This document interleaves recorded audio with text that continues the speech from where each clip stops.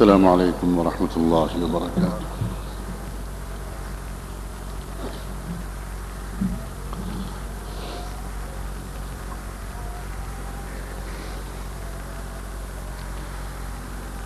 بسم الله الرحمن الرحيم. الحمد لله رب العالمين إله الأولين والآخرين، والصلاة والسلام على أشرف الأنبياء والمرسلين سيدنا وسيد الأولين والآخرين محمد وعلى آله وصحبه أجمعين، وعلى كل من دعا بدعوته واستنى بسنته واهتدى بهديه إلى يوم الدين.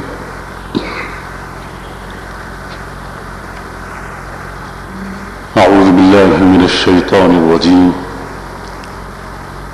بسم الله الرحمن الرحيم. الله ولي الذين آمنوا يخرجهم من الظلمات إلى النور، والذين كفروا أولياؤهم الطاغوت يخرجونهم من النور إلى الظلمات، أولئك أصحاب النار هم فيها خالدون. قابل احترام حضرات علماء کرام،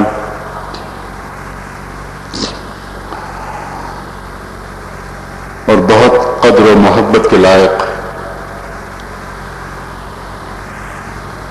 بزرگوں، بھائیوں اور نوجوانوں،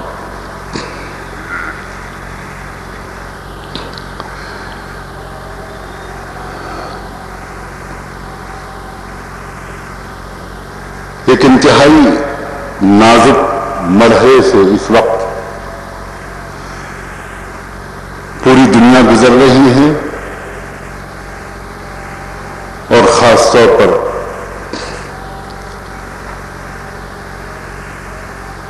امت مسلمہ پر ایسا دور آیا ہے کہ اگرچہ آزمائشیں، مشکلات اور امتحان امت مسلمہ کے لیے کوئی نئی اور اجنبی شے نہیں ہے،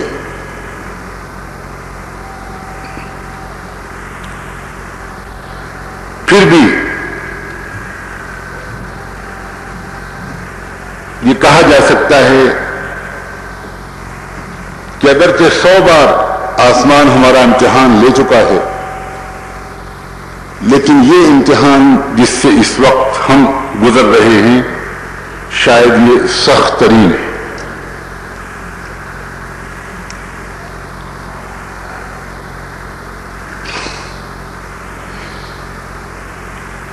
کس طرح ہم گزرتے ہیں اس امتحان سے، اس پر ڈیپینڈ کرتا ہے، اس پر منحصر ہے نہ صرف ہمارا آپ کا مستقبل، بلکہ حلف بخدا اسی پر ڈیپینڈ کرتا ہے دنیا کا مستقبل۔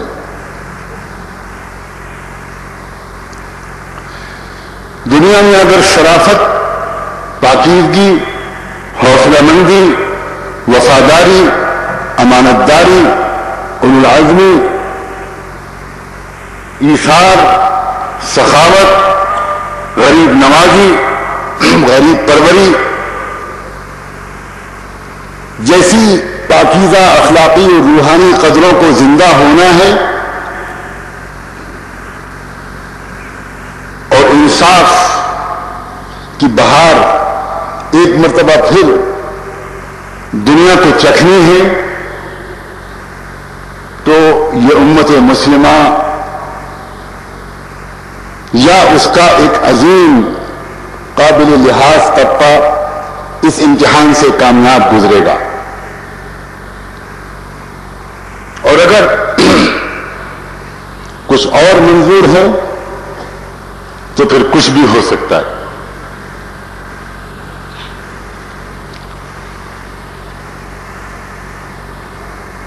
بظاہر میں نے جو بات اس جملے میں کہی ہے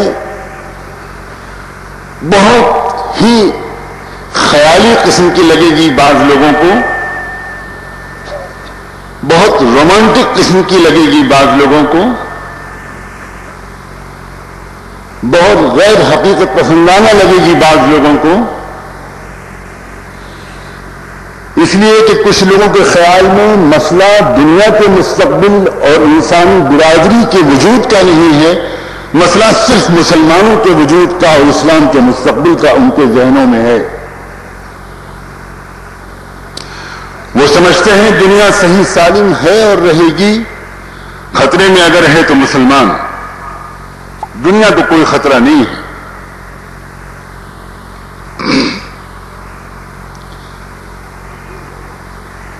حالانکہ صورتحال بالکل کچھ اور ہے. آپ سب سچے دل سے اس وقت متوجہ ہو کر یہ دعا فرمائیے کہ اللہ تعالیٰ میرے لیے آسان فرما دے کہ میں بہت آسان سے لفظوں میں صحیح نیت کے ساتھ اور بہت مختصر سے وقت میں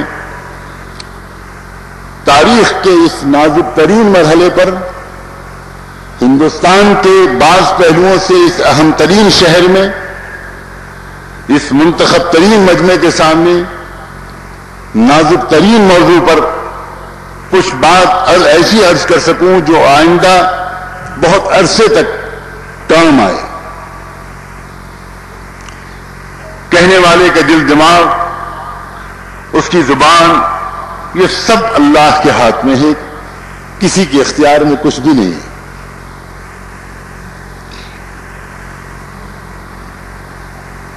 یہ جو کچھ میں نے ابھی کہا ہے یہ ایک سرخی ہے, ایک عنوان ہے, شاید واپس میں آؤں اس کی طرف یا آپ اس کو خود جوڑ لیں اس بات سے جو میں اب کہوں گا انشاءاللہ. اس وقت جس موضوع پر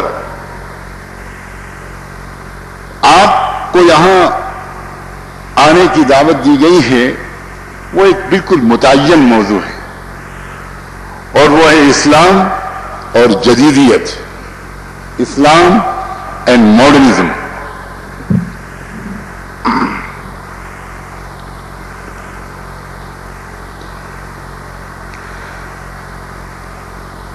دو لفظ ہیں یہ, اگر ان دونوں لفظوں کا صحیح تجزیہ کر لیا جائے تو فیصلہ آپ خود کر سکیں گے کہ کون سی جدیدیت مناسب ہے اور کون سی جدیدیت نامناسب ہے. ہمیں اپنا فیصلہ کسی پر امپوز نہیں کرنا, لیکن لوگوں کو سے یہ گزارش ضرور کرنی ہے کہ وہ کسی بھی بات میں رائے قائم کرنے سے پہلے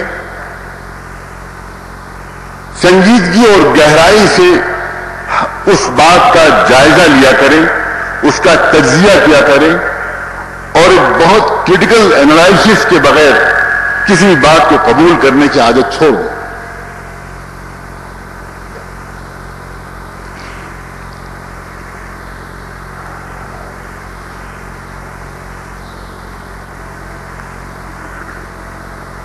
کسے کہتے ہیں اسلام؟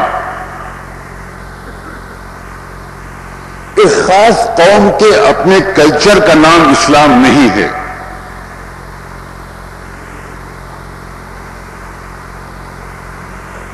کسی قوم کی نسلی اور تہذیبی روایات کے مجموعے کا نام بھی اسلام نہیں ہے.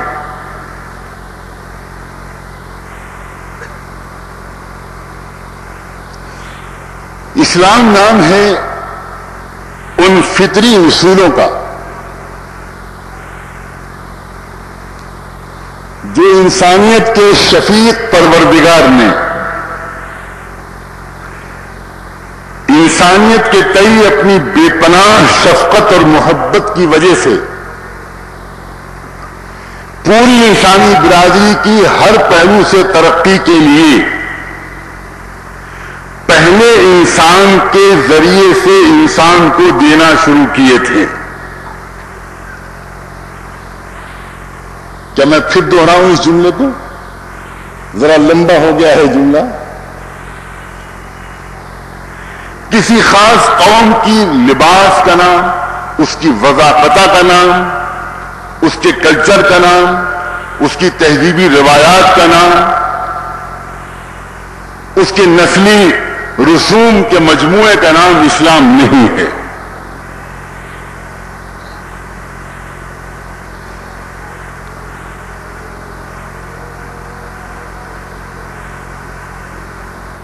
بات یہ ہے کہ انسان بھول گیا ہو اپنے پروردگار کی محبت کو، یہ الگ بات ہے.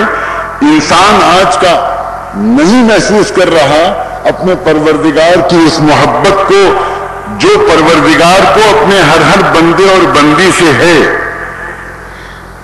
یہ الگ بات ہے کہ انسان بھول گیا ہو، مگر وہ پروردگار اتنی دن کی بھول کے باوجود اپنے بندوں سے پیار کرنا نہ اس نے چھوڑا ہے اور نہ وہ چھوڑے گا.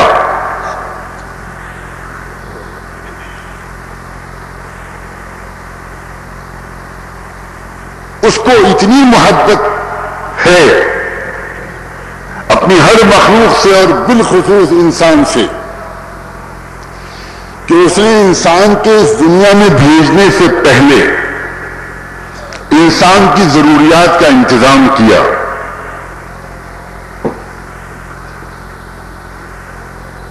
اور اس کے بعد انسان کو اس دنیا میں بھیجا. کیا ہیں انسان کی ضروریات؟ کچھ تو وہ ہیں جو انسانوں اور جانوروں کے درمیان مشترک ہیں. ایک جانور کو بھی کھانے کی ضرورت ہے، پینے کی ضرورت ہے، ہوا کی ضرورت ہے، روشنی کی ضرورت ہے، سونے کی ضرورت ہے، اور میل کو فیمیل کی اور فیمیل کو میل کی ضرورت ہے. یہ ضرورتیں انسانوں اور جانوروں کے درمیان بالکل کامن ہیں. لیکن انسان کی ضرورتیں یہاں پر آ کر ٹھہر نہیں جایا کرتی. انسان کی کچھ اور ضرورت ہے جو جانوروں کو نہیں ہے. انسان کے پاس ایک اور پہلو ہے اس جسم کے اندر چھپا ہوا، وہ ہے روحانی پہلو. وہ ہے جس کا تعلق مادی مخلوقات کے بجائے اس ملکوتی مخلوق سے ہے جس کو ہم اپنی عام زبان میں فرشتہ کہتے ہیں. انسان کی ایک یہ ضرورت ہے اس مالک کو انسان سے اتنی محبت کہ اس نے پہلے ہی انسان کو وہ علم دے کر بھیجا جس علم سے انسان کی اس ضرورت کی تکمیل بھی ہو سکے. پہلے انسان کا نام لینے کی ضرورت تو نہیں ہے مجھے، یا بھول گئے ہم لوگ اپنے جد امجد کا نام. پہلا ہی انسان وہ علم لے کر آیا اور وہ ازلی اور ایٹرنل انسٹرکشنز لے کر آیا، وہ نالج لے کر آیا اور وہ فطری اصول حیات لے کر آیا. بلکہ ان فطری اصولوں کی جو زبردست طاقت ہے، اس طاقت کو اللہ نے خود پریکٹیکلی ڈیمونسٹریٹ کر کے اس پہلے انسان پر خود دکھا دیا. ایک لیبوریٹری ایکسپیریمنٹ جیسے ہوتا ہے اس طرح ایکسپیریمنٹ کر کے اس کو بھیجا. میرا اشارہ اس طرف ہے اور میں اشارے ہی کر سکوں گا. میرا اشارہ اس طرف ہے کہ ایک فطری اصول یہ ہے کہ جب تم اس شفیق پروردگار کی کسی ایک ہدایت کو توڑو گے تو اس ایک ہدایت کو توڑنے کی وجہ سے فطری طور پر انسانیت، تمہاری انسانیت زخمی ہوگی، مجروح ہوگی، انجورڈ ہوگی. چنانچہ ایک غلطی ہوئی اور وہ غلطی کرائی گئی شاید ان سے، اور ایک دم سے جو پردہ کا پڑا ہوا تھا وہ اٹھ گیا اور ایک ایسا انتظام ہو گیا کہ ان کو لگا کہ میں تو بالکل برہنہ ہو گیا، میں تو بالکل ننگا ہو گیا. یہ ہوا کیا؟ اوریانیت کا اور گناہ کا یہ رشتہ اسی وقت سمجھا دیا گیا تھا اس دنیا میں بھیجنے سے پہلے.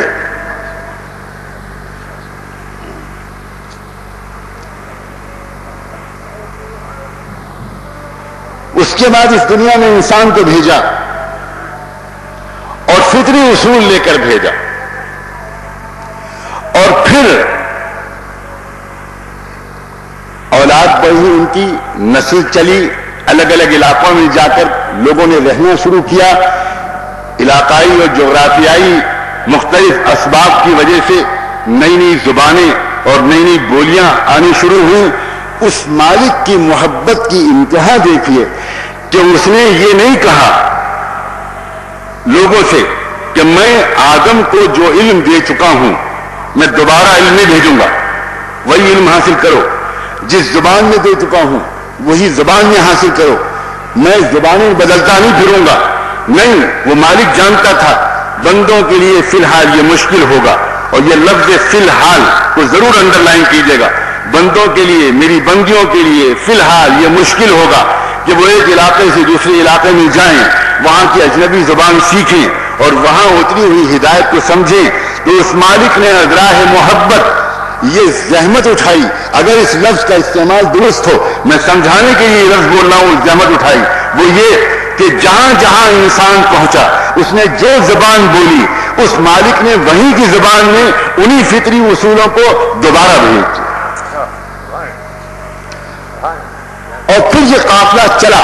ایک لمبی تاریخ ہے، پورے گلوب کا ایک سفر ہوا، نارتھ سے ساؤتھ، ساؤتھ سے نارتھ، ویسٹ سے ایسٹ، ایسٹ سے ویسٹ. عجیب و غریب قسم کی تاریخ ہے. پورا تاریخ اور پوری جغرافیہ پر کوئی نگاہ اگر ڈالے گا تو گھنٹوں چاہیے اس کے لیے. میں صرف اتنا کہنا چاہتا ہوں کہ کوئی کہنا چاہے تو کہہ سکتا ہے کہ یہ بندہ آگے آگے چلتا گیا اور اس کا مالک اس کی محبت میں اس کی ضرورت کا سامان لے کر اس کے پیچھے پیچھے چلتا گیا. سبحان اللہ، سبحان اللہ. پھر ایک وقت آیا کہ فاصلے سمٹ گئے، گلوبلائزیشن کا آغاز ہوا، کمیونیکیشن چینل کھلنے شروع ہوئے، رابطے آسان ہو گئے، اور وہ دور شروع ہونا شروع ہوا جب دنیا ایک گاؤں اور ایک ولیج بننے جا رہی تھی. اس دور میں جب یہ دور شروع ہوا تو وہ اپنے بندوں اور بندیوں کے ساتھ اس مالک کی محبت کا تقاضا بدل گیا. اب اس مالک نے یہ فیصلہ کیا کہ الگ الگ زبانوں میں، الگ الگ علاقوں میں اپنے صحیفے اور اسی پرانے علم کو بھیجنے کے بجائے اب میں زمین کے بیچوں بیچ میں اسی پرانے نسخے کو، اسی ازلی ہدایت کے بھرے اصولوں کو، انہی اٹرنل فطری اصولوں کو ایک پرفیکٹ شیپ دے کر اور ہمیشہ کے لیے اس کے تحفظ کا سامان کر کے زمین کے بیچوں بیچ میں روئے زمین کی سب سے پاک ہستی کو چن کر اس پر میں اپنا وہ علم اتار دوں اور پھر انسانوں سے یہ کہہ دوں کہ تم کو نت نئے تجربوں کی ضرورت نہیں، میں نے فطری اصولوں کو مکمل شیپ دے دیا اور ان مکمل شیپ کو تم جتنا اپنی زندگی میں اتار سکو گے اتنے ہی اچھے انسان بن جاؤ گے. اليوم اکملت لکم دینکم واتممت علیکم نعمتی ورضیت لکم الاسلام دینا.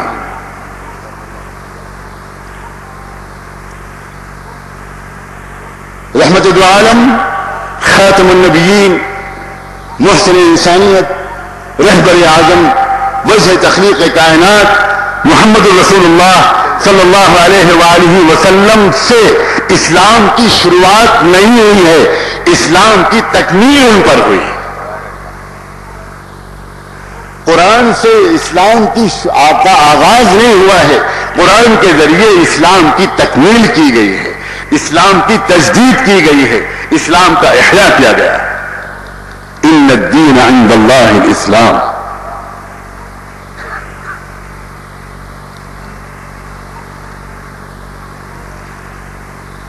یہ ہے وہ اسلام جس پر ایک بہت ٹھنڈے مذاکرے کے لیے ہم اور آپ اس وقت یہاں جمع ہوئے ہیں۔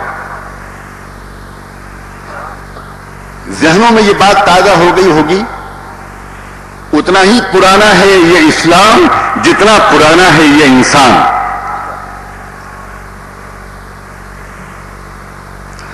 اب اگر جدیدیت کا تقاضا یہ ہے کہ اس انسان کو بدل دو، 2 کان کے بجائے اس کے 2.5 کان بناؤ، 2 آنکھوں کے بجائے 4 آنکھوں کی ضرورت ہے، 2 ٹانگوں کے بجائے کام بہت ہے، وقت کم ہے، اس لیے 7 ٹانگیں ہونی چاہیے، انگلیاں کم ہو جائیں کوئی حرج نہیں، ٹانگیں بڑھنی چاہیے۔ اگر لوگوں کا اور انٹلیکچوئلس کا اور دانشوروں کا یہ مشورہ ہے کہ اس پرانے انسان کو بدلنے کی ضرورت ہے، تو ہم بھی غور کر سکتے ہیں کہ اس پرانے اسلام کو بدلنے کی ضرورت ہے۔ فطرت اسلام کی تبدیلی اسی طرح ناممکن ہے جس طرح فطرت کی تبدیلی ناممکن ہے۔ میں سیدھی بالکل لاجیکل بات آپ کے سامنے پیش کرنا چاہتا ہوں۔ کیا انسانی فطرت میں کوئی تبدیلی ہوئی ہے؟ پہلے کے انسان کو اگر گالی سن کر غصہ آتا تھا تو کیا آج کا انسان گالی سن کر تھینک یو کہنے کے لیے تیار ہے؟ پہلے کا انسان اگر وہ صاف ستھرا رہنا پسند کرتا تھا تو کیا آج کا انسان گندا رہنا پسند کرنے کے لیے تیار ہے؟ ہاں، مجھے شک ہے کہ آج کا انسان گندا رہنے کے لیے تیار ہے، لیکن وہ آج کا انسان مکمل انسان ہے یا نہیں، یا وہ ڈارون کی تھیوری کے مطابق اپنے جد امجد بندر کا پوتا ہے، تو یہ بات الگ ہے۔ یہ ایک ڈیبیٹیبل موضوع ہے، ایک قابل لحاظ موضوع ہے۔ لوگوں کو حق ہے کہ وہ اپنے آباء و اجداد کی نقل کریں، لیکن وہ اپنے آباء و اجداد کی نقل کریں، وہ اپنے نسبی کلچر کو، اپنی نسلی عادتوں کو ہم انسانوں پر کیوں تھوپنا چاہتے ہیں؟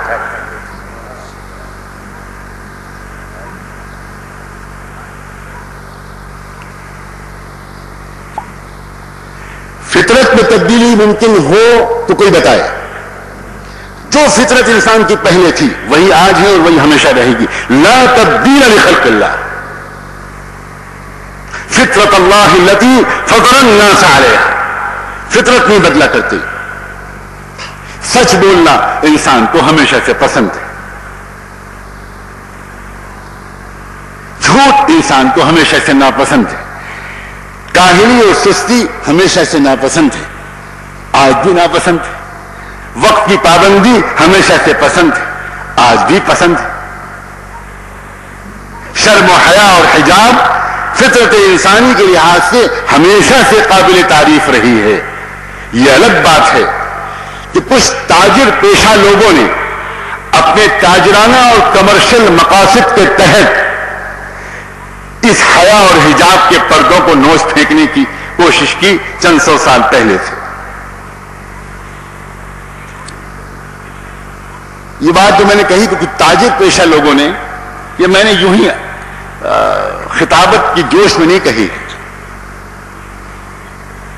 میں نے شروع میں ایک بات کہی تھی، کسی بھی بات کو قبول کرنے سے پہلے ایک کریٹیکل تجزیے کی عادت لوگوں نے کیوں چھوڑ دی؟ قرآن نے تو بار بار کہا ہے افلا تعقلون، سوچو، غور کرو، اپنی عقل اور اپنے علم کو گزرا آگے بڑھاؤ۔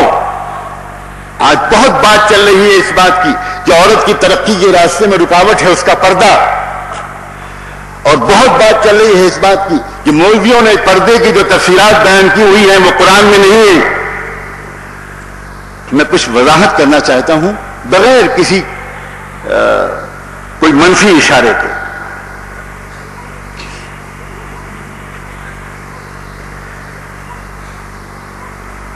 درخواست کرتا ہوں کہ جو پڑھنے لکھنے کا ذوق رکھتے ہوں وہ کچھ چیزیں نوٹ بھی کر لیں. میں درخواست کرتا ہوں کہ ورلڈ وار 1 اور ورلڈ وار 2 جنگ عظیم اول اور جنگ عظیم دوم، ان دونوں کے بعد یورپ کی مردوں کی آبادی کس تیزی سے گھٹی تھی، اس پر جو لکھی ہوئی کتابیں ہیں پڑھ لیجئے. آپ کی بنگلور یونیورسٹی کی لائبریری میں بہت آسانی سے مل جائیں. ہوا کیا تھا؟ ہوا یہ تھا کہ جنگ عظیم اول کے بعد اور جنگ عظیم دوم کے بعد جرمنی اور فرانس، ہالینڈ اور اٹلی، برطانیہ اور روس، ان سب ملکوں میں ایک جو مردوں کی تعداد جنگ میں ماری گئی، ہٹلر کے حملوں کے نتیجے میں، نیپولین کے حملوں کے نتیجے میں، نازی اٹیکس کے نتیجے میں جو بلینس آف لوگ جو مارے گئے، ملینس آف لوگ مارے گئے، تو اچانک پورے یورپ کی انڈسٹری ٹھپ ہو گئی. اس لیے کہ لیبر ختم ہو گیا، مزدور اٹھ گئے، فیکٹریوں کو مزدور ملنا بند ہو گئے. اس وقت سگریٹ کے بنانے والے دو بڑے تاجروں نے، ایک راسمن سگریٹ کے تاجروں نے، ایک ول سگریٹ کے مالک نے، ان دونوں مالکوں نے سر جوڑ کر انہوں نے فیصلہ کیا کہ اب ہم کو عورتوں کو لیبر کے کام پر لگانا پڑے گا، ورنہ ہم مقابلہ نہیں کر سکتے ورلڈ مارکیٹ کا. اور ہماری جو سگریٹ کے ذریعے سے انٹرنیشنل پولیٹکس میں جو انٹرفیئرنس تھا، شاید آپ میں سے بہت کم لوگوں کو معلوم ہوگا کہ پوری دنیا کی سیاست کو چلانے والے 12 سرمایہ دار جو اس وقت پوری دنیا کی پولیٹیکل سچویشن کو کنٹرول کر رہے ہیں، وہ 12 کے 12 یہودی ہیں اور 12 میں سے 11 سگریٹ کے اور ٹوباکو کے تاجر ہیں. ان لوگوں نے ڈیسائیڈ کیا اور ڈیسائیڈ کرنے کے بعد فیملیز تحریک کی کچھ خواتین کو ہائر کیا، کرائے پر لیا، شاعروں کو کرائے پر لیا، ادیبوں کو کرائے پر لیا، فلم بنانے والوں کو کرائے پر لیا، اور ایسی فلمیں بنائی گئیں، ایسی ناولیں لکھی گئیں، ایسے افسانے لکھے گئے، ایسے پلیز لکھے گئے جس سے پتا چلے کہ عورتیں باہر نکلو، مردوں نے تم کو قید کر رکھا ہے، عورتیں باہر کیوں نکلو، آ کر ہمارے کارخانے میں سگریٹ بناؤ تاکہ لو کاسٹ آف پروڈکشن، ہمارے پروڈکشن کا کاسٹ کم آئے. جب کاسٹ آف پروڈکشن کم آئے گا تو ہم پروفٹ زیادہ گین کر سکیں گے. ایبسولوٹ کمرشل اور تاجرانہ مقصد کے تحت عورت کو گھر سے باہر نکالا گیا تاکہ بزنس کو فروغ دیا جائے. اور یہ بیچاری بولی بھالی عورت، اور آگے میں یہ کہتے کہتے رک گیا، اور یہ بھولے بھالی عورت کا پجاری یہ بھولا بھالا مرد بیوقوف بن گیا.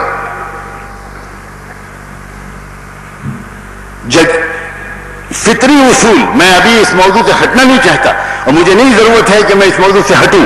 صرف اگر آپ کے ذہن میں یہ بات بیٹھ گئی، اسلام کس چیز کا نام ہے؟ دین فطرت کا. میں آپ کو اپنا ایک ذاتی تجربہ سناؤں، مجھے یاد آ گیا ابھی. لکھنؤ میں ایک ریسرچ انسٹیٹیوٹ ہے، central drug research institute CDRI. جو ڈاکٹر حضرات جو میڈیکل سائنس سے جڑے ہوئے لوگ یہاں ہوں گے انہوں نے یقیناً اس کا نام سنا ہوگا. اس میں ایک انٹرنیشنل کانفرنس ہوئی بایو کیمسٹری کی، پوری دنیا سے بایو کیمسٹری کے ماہرین آئے.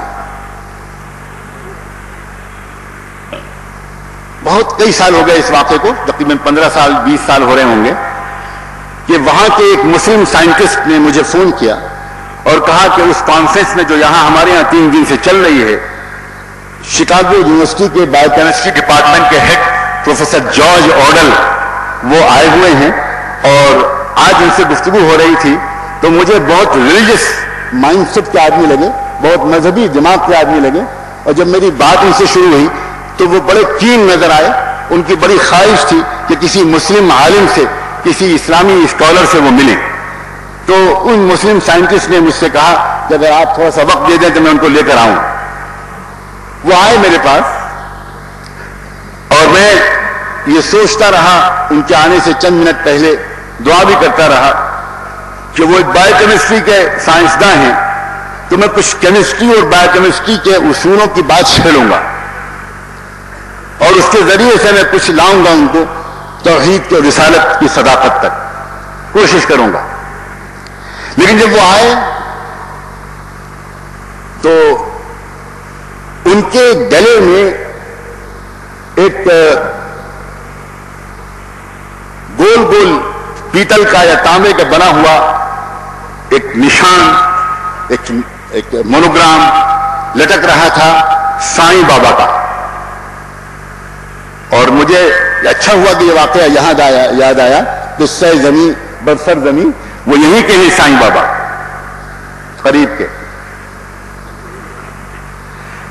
تو میں وہ دیکھ کر چونکا کہ اس کا مطلب یہ ہوا کہ یہ شاید سائیں کے مشن سے جڑے ہوئے ہیں، اور جو فلسفی ہے سائیں کی اس کو شاید انہوں نے اسٹڈی کیا ہو. تو مجھے کیمسٹری اور بایو کیمسٹری کے لائن کے بجائے مجھے کچھ اور شاید ان سے بات کرنی پڑے گی.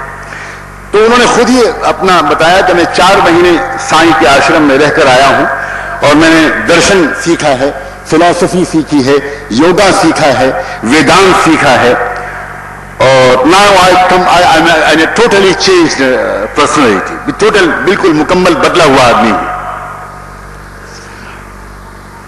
تو میں اللہ کا فضل ہے، بہت بڑا کرم ہے کہ میں ہندوستان کا یہ جو درشن ہے، یہاں کا جو یہ جو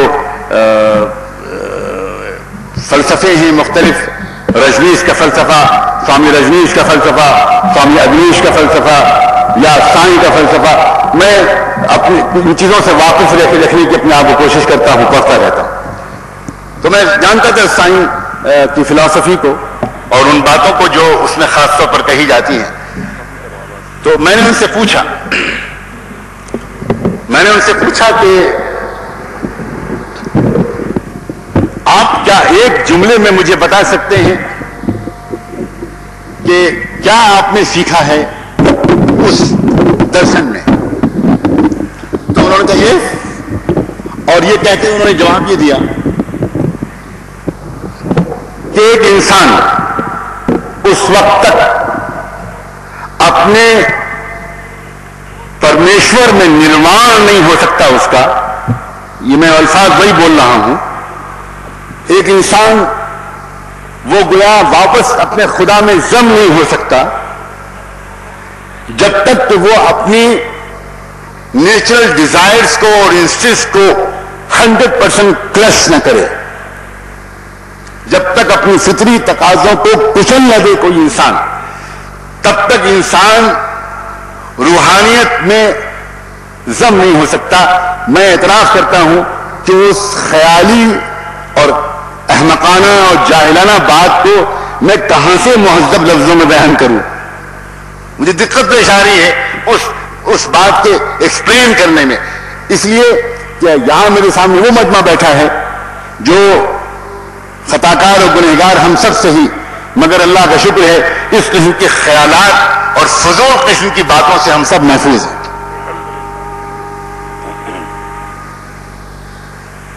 میں ان کے اس جملے پر میں نے ان سے پوچھا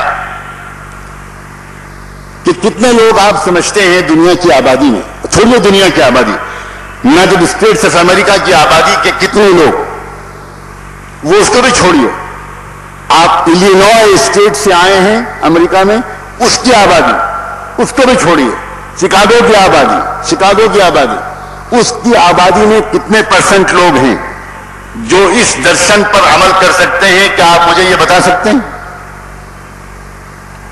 تو کہنے لگے not a single 1% cannot follow it. اس میں کیا شک کی بات ہے؟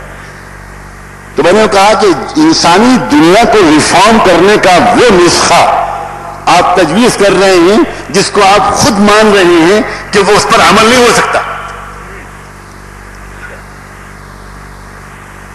کہنے لگا ہاں یہ بات تو ہے، یہ بالکل صحیح ہے، اس از ایبسولوٹلی ٹرو، فالو تو نہیں کیا جا سکتا، بٹ آخر دم تک کوشش کرتے کرتے جان دینی پڑے گی اور اپنی ڈیزائرز کو کرش کرنا پڑے گا.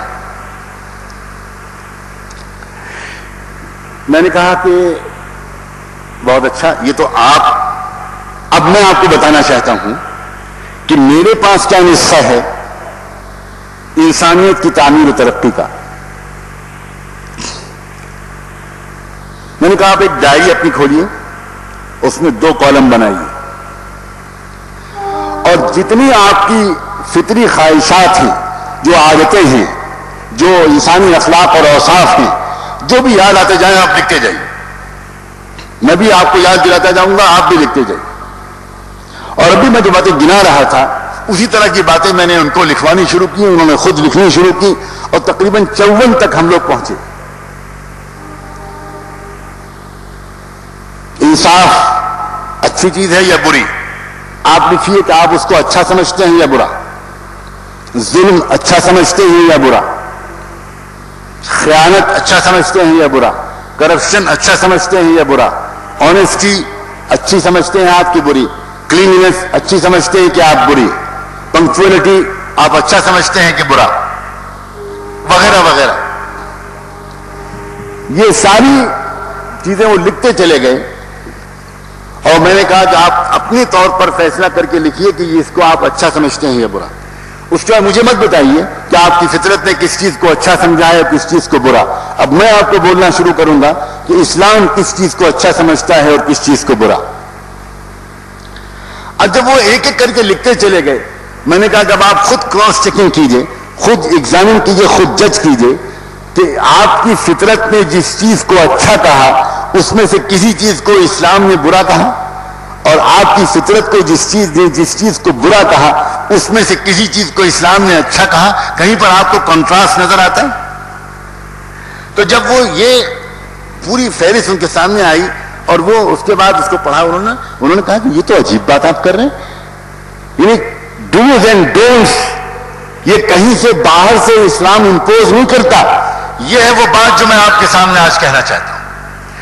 آج اسلام کے بارے میں جو چیز سمجھی جا رہی ہے وہ یہ کہ انسانی آزادی کو چھین لے کر اور یہ کرو اور یہ نہ کرو کی ایک لمبی فہرست ہے جو باہر سے انسانوں پر امپوز کی جا رہی ہے، نافذ کی جا رہی ہے، تھوپی جا رہی ہے، جبکہ ہماری آزادی کے خلاف ہے یہ بات، ہمارے بنیادی حقوق کے خلاف ہے یہ بات، ہماری لبرٹی کے خلاف ہے یہ بات، ہمارے فریڈم جو رائٹ ہم کو ہمارا بنیادی اس کے خلاف ہے یہ بات. یہ بات بہت زور و شور سے پوری دنیا میں ہر زبان میں پھیلائی جا رہی ہے، جبکہ صورتحال اس کے بالکل برعکس ہے. اسلام ہے کیا؟ آپ کی فطرت کی خداوندی تعبیر و ترجمانی ہے. خود فطرت اندر سے پکار رہی ہے کہ یہ کرو اور یہ نہ کرو، یہ کرو اور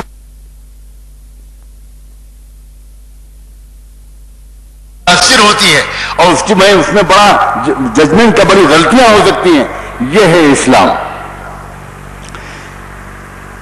جب یہ بات ان کے سامنے آئی تو اس اللہ کے بندے نے مجھ سے کہا کہ یہ تو آپ نے بالکل سمپل انداز سے جس طرح بات کو اس وقت میرے سامنے رکھا ہے، افسوس کہ میں کل ہی واپس جا رہا ہوں، مجھے زیادہ دیر یہاں رہنے کا اور مختلف نشستوں میں آپ سے بات کرنے کا موقع نہیں ملے گا، مگر یہ میں وعدہ کرتا ہوں کہ میں اس ویسٹرن سویلائزیشن سے بھاگ کر کہاں کہاں گیا ہوں، کہاں کہاں پیس آف مائنڈ میں نے ڈھونڈا ہے، اور میری تلاش اور جذبے کی سچائی میں خدا کے لیے کوئی شک مت کیجیے گا.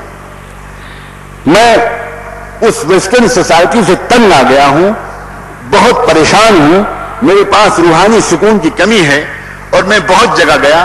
اس وقت میرے سامنے یہ ہے کہ آپ نے ایک نیا راستہ کھولا ہے. اب آپ دعا کریں.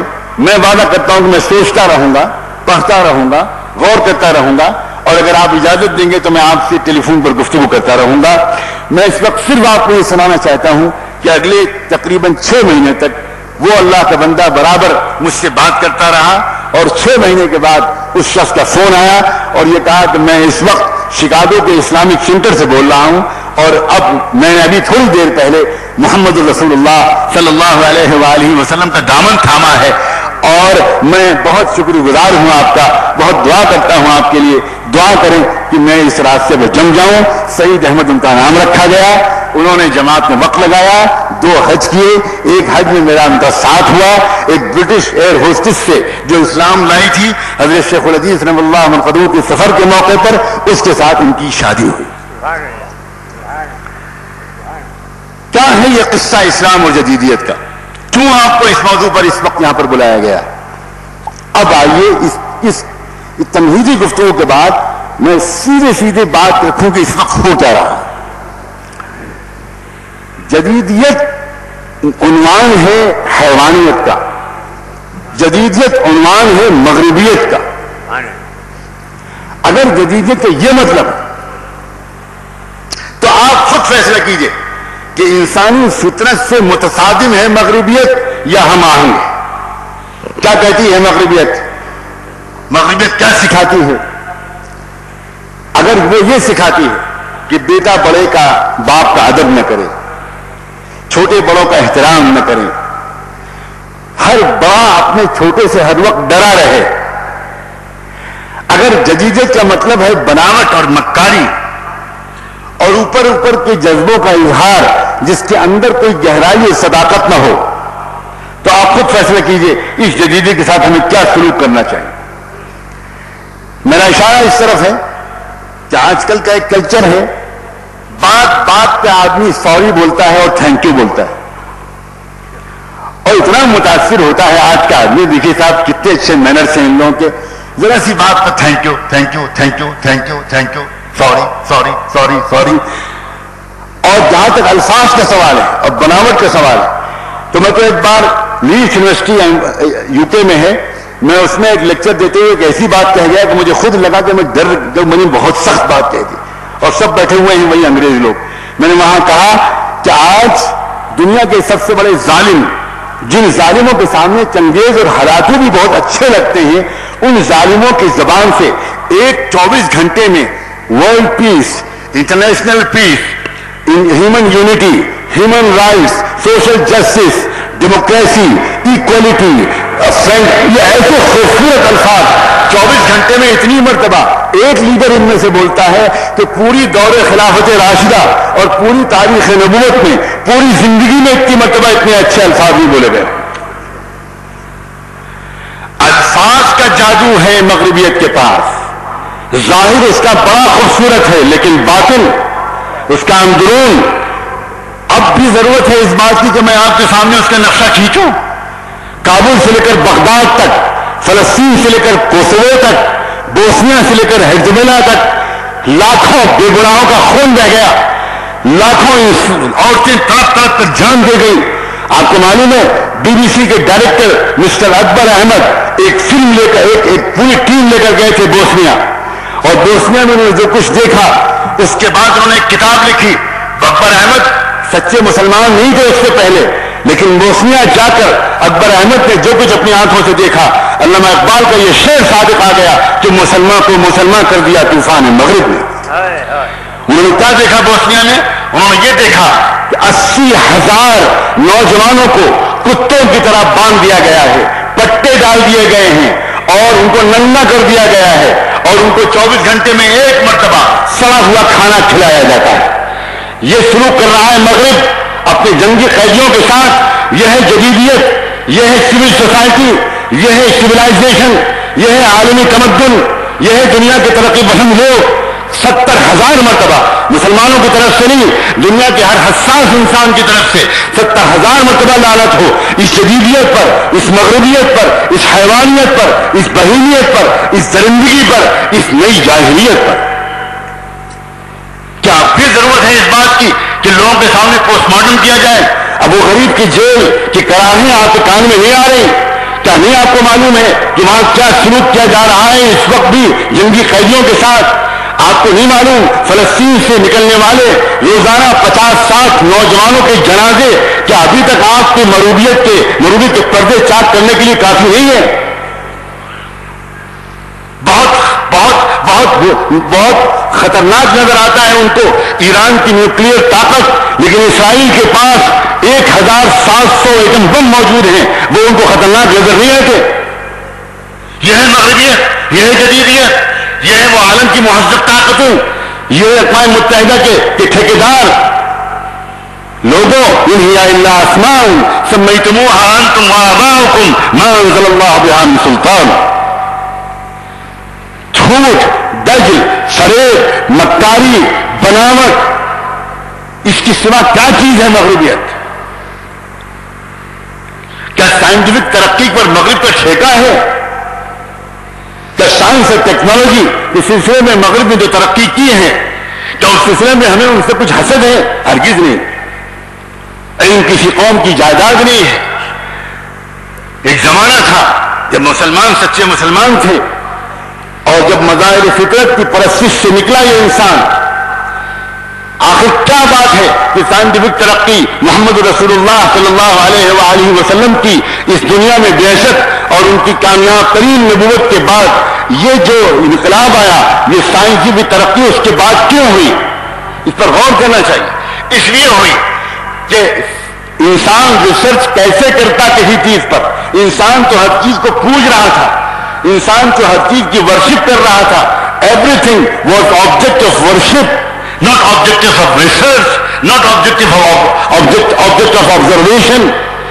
انسان چاند سے ڈرا ہوا تھا، انسان سورج سے ڈرا ہوا تھا، انسان ہواؤں سے ڈرتا تھا، انسان پیڑوں سے ڈرتا تھا، انسان جانوروں سے ڈرتا تھا، انسان ستاروں سے ڈرتا تھا، انسان پتھروں سے ڈرتا تھا، انسان پانی سے ڈرتا تھا، انسان گرمی اور سردی سے ڈرتا تھا، ہر ایک کی پوجا کرتا تھا، ہر ایک کے سامنے چڑھاوے چڑھاتا تا، ہر ایک کی شکتی سے اپنے کو بچانے کی کوشش کرتا تھا۔ وہ ریسرچ کیسے کر سکتا تھا؟ وہ کیسے ان ستاروں پر کمن ڈالتا؟ صلاۃ و سلام ہو محمد رسول اللہ صلی اللہ علیہ وآلہ وسلم پر کہ انہوں نے یہ سبق سکھایا، اے انسانوں، یہ ساری مخلوقات تمہاری خدمت کے لیے پیدا کیے گئے ہیں، تم کسی کی خدمت کے لیے نہیں پیدا کیے گئے۔ نہ تو زمین کے لیے ہے، نہ آسمان کے لیے، یہ جہاں ہے تیرے لیے، تو نہیں جہاں کے لیے۔ انسان کی بلندی، انسان کی عزت، انسان کی کرامت، انسان کے رتبے کی بلندی یہ کس نے سکھائی؟ کس نے انسان کو اس کا اپنا مقام سنایا؟ کس نے انسان کو اس کا اپنا مقام بتایا؟ جس کی ہمت تھی کہ انسانوں سے یہ کہتا کہ چھوڑو ان سورج اور ستاروں کو، سورج چھوڑو ان چاند کو، ان کے چکر میں نہ پڑو، یہ تو تمہاری سیوا کے لیے پیدا کیے گئے ہیں، یہ تو بہت معمولی مخلوق ہیں۔ فرشتے بھی تمہاری جے پکار چکے ہیں، فرشتے بھی تمہارے سامنے جھک چکے ہیں۔ انسان، اے انسان تو اپنی عظمت کو پہچان۔ جب تو دنیا میں آیا تھا تو تجھے تیرے آتے وقت بلکہ آنے سے پہلے اعلان کیا گیا تھا کہ فرشتوں کو جھکا دیا گیا تھا انسان کے سامنے۔ جب فرشتے انسان کے سامنے جھک گئے تھے تو انسان اب تجھے میرے سوا کسی اور کے سامنے نہیں جھکنا۔ جب یہ انقلاب آیا، جب توحید کا پیغام آیا، جب انسان نے اپنی عظمتیں پہچانی، جب انسان اس بند شل سے نکلا، جب انسان اس سپرسٹیشن سے نکلا، جب انسان اس توہم پرستیوں سے نکلا، جب انسان جہالت سے نکلا، جب انسان اس خوف اور اندیشے کی نفسیات سے نکلا، جب انسان کا مزاج یہ بنا کہ ہم صرف کھانے کمانے کے لیے نہیں بنے ہیں بلکہ ہم انسانیت کی خدمت کے لیے بنے ہیں، ہم معرفت رب کے لیے بنے ہیں۔ ہمارے پاس خدا نے ہم کو وہ علم دیا جس علم کو اگر ہم خدا کے نام سے جوڑ کر حاصل کریں گے تو اس علم کے ذریعے دو چیزیں حاصل ہوں گی، ایک رب کی پہچان حاصل ہوگی اور ایک انسانیت کی خدمت ہمارے لیے آسان ہوگی۔ ان جذبوں سے جب قافلہ انسانی چلنا شروع ہوا تو اس میں کیا شک کی بات ہے کہ پھر سائنس کے پردے اٹھنے شروع ہوئے، تحقیقات ابلنی شروع ہوئی، تسخیر کائنات کا قافلہ چلا اور یہاں تک کہ وہ قافلہ جب چلتے کئی صدی تک وہ بالکل ٹھیک چلا، لیکن پھر تغیر آیا، تبدیلی آئی، نیتیں بدلی اور خود مسلمانوں میں وہ افراد جنہوں نے ان سائنس کو لگژریز کے لیے استعمال کرنا شروع کیا، خدمت خلق کے بجائے لگژریز کے لیے استعمال کرنا شروع کیا گیا، تب اللہ تعالیٰ نے کہا میں اپنے دین کو بدنام نہیں کرنا چاہتا، اب تم سے دنیا کی قیادت فی الحال لے لیتا ہوں، تم کو سسپینڈ کرتا ہوں تھوڑے دن کے لیے، کسی اور کو دیتا ہوں، تم دوبارہ اپنے آپ کو ٹھیک سے بنا کر آؤ گے تب تم کو دنیا کا اسٹیج دوبارہ دیا جائے گا۔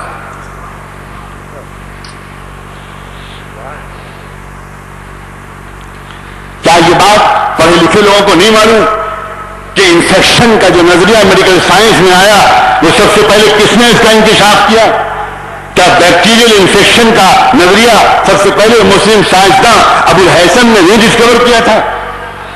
آپ مغربیت کی مروبیت کی بات لوگ کرتے ہیں، مغربیت سے زیادہ ناانصاف قوم، میں سچ کہتا ہوں، میں خدا کا شکر بہت پڑھتا رہتا ہوں، آپ کو شاید یقین نہیں آئے گا کہ انسائکلوپیڈیا بریٹینیکا پوری میں 2 بار پڑھ چکا ہوں، 80 جلدوں میں انسائکلوپیڈیا ہے، 2 بار میں اس کو پڑھ چکا ہوں اور اس کے نوٹس لے چکا ہوں، خوب خدا کا شکر ہے کہ میں پڑھتا رہتا ہوں۔ لیکن آپ کو میں بتاؤں یہ مغرب سے زیادہ جھوٹا مسلمان سائنسدانوں کے نام انہوں نے بگاڑے ہیں تاکہ کسی نئے میڈیکل سائنس کے یا سائنس کے اسٹوڈنٹ کو یہ پتہ نہ لگ جائے کہ یہ ڈسکوریز مسلمانوں نے کی تھی۔ ابن سینا کا نام کہیں نہیں پڑھ سکتے آپ ابن سینا کے نام سے، سائنائی کہتے ہیں اسے۔ ابو الحسن کا نام بگاڑ دیا، جساس کا نام بگاڑ دیا، راضی کا نام بگاڑ دیا. پہلا آپریشن جس سرجن نے کیا تھا پیر کا، اس آپ کو مسلمان تھا، اس کا نام بگاڑ دیا.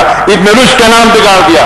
اب ناؤ نوبڈی نوز، پوری دنیا میں کوئی جانتا ہی نہیں کہ یہ ساری سائنس کہاں سے آئی تھی. یہ اسپین سے آئی تھی، اندلس سے آئی تھی، بغداد سے آئی تھی، دمشق سے آئی تھی، بصرہ اور کوفہ سے آئی تھی، مکے اور مدینے سے آئی تھی.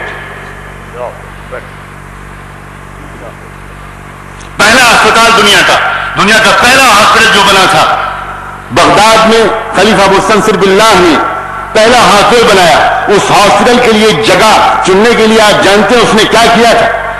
اس نے سارے مسلم سائنسدانوں کو بلایا اور بلا کر کہا کہ جو سب سے زیادہ صحت کے لیے مفید جگہ ہو اس جگہ کو مجھے بتاؤ، میں وہاں مریضوں کے علاج کا اسپتال بنانا چاہتا ہوں. پہلا اسپتال. چنانچہ ابو الحسن اس زمانے کے عظیم سائنسداں، انہوں نے ایک تجربہ کیا اور انہوں نے کہا کہ گوشت کے ٹکڑے مختلف پہاڑوں کی چوٹیوں پر، مختلف وادیوں میں، مختلف علاقوں میں لٹکا دیے جائیں اور دیکھتے ہیں کہ کہاں کا گوشت پہلے خراب ہوتا ہے، کہاں پہلے بیکٹیریل انفیکشن اس کو متاثر کرتا ہے. جہاں پہلے کرے گا وہاں پولوشن زیادہ ہے، جہاں سب سے آخر میں کرے گا وہاں پولوشن سب سے کم ہے. وہاں ہیلتھ اینڈ ہائیجین کے لحاظ سے اسپتال بنانے کی جگہ وہ مناسب ہے. چنانچہ بغداد کا وہ اسپتال پہلا اسپتال تھا جو مستنصر باللہ نے دریائے فرات کے قریب بنایا.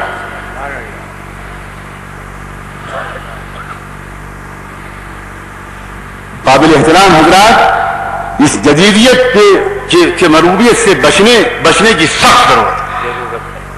اللہ کے رسول صلی اللہ علیہ وآلہ وسلم نے ہم کو تعصب نہیں سکھایا، ہمیں تنگ نظری نہیں سکھائی. ہم کو انہوں نے سکھایا خذ ما صفا ودع ما فجر. انہوں نے سکھایا کہ دیکھو جو چیز اچھی اور صاف شفاف ہو وہ ضرور لے لو، لیکن جو گندی ہے اس کو چھوڑ دینا، جو گندی اور ناپاک ہو اس کو مت لینا. آپ نے فرمایا الحکمت ضالۃ المؤمن اینما وجدها فهو احق بها.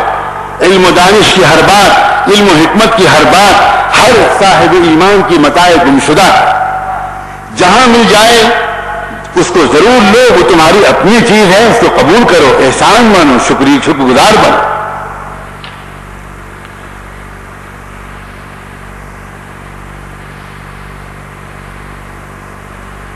ضرورت ہے اے حضرات، ضرورت ہے اس بات کی کہ اپنی سوچ میں گہرائی پیدا کی جائے. اور اس وقت جس مرحلے سے ہم گزر رہے ہیں، جس کی طرف میں نے شروع میں اشارہ کیا تھا، یہ تاریخ کے نازک ترین مرحلے سے ہم گزر رہے ہیں، اس کے تقاضوں اور اس کے خطروں پر بھی غور کیا جائے، نظر رکھنی چاہیے، ورنہ انجانے میں ہم کہیں پھنس سکتے ہیں. ماڈرن کے نام پر ویسٹرنائزیشن ہو رہا ہے.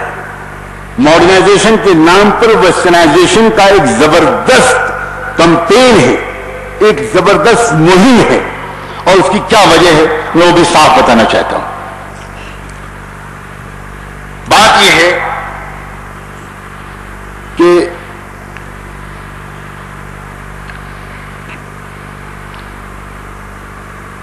اس دور کے فرعون کو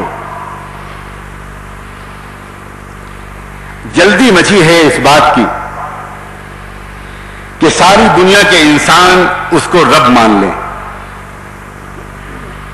سیدھی بات، نہ تیل کا مسئلہ، نہ پیٹرول کا مسئلہ، نہ فلاں کا مسئلہ، نہ دماغ کا مسئلہ. فرعون بیچارے کی یہ نفسیات پرانی ہے، نئی نہیں. جو فرعون ہوگا وہ یہ ضرور کوشش کرے گا کہ وہ نعرہ لگائے اور لوگ جے پکاریں انا ربکم الاعلی. اس دور کا بھی ایک فرعون ہے.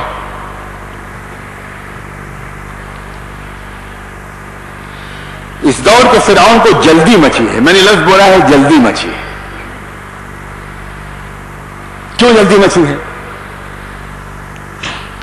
جلدی اس لیے مچی ہے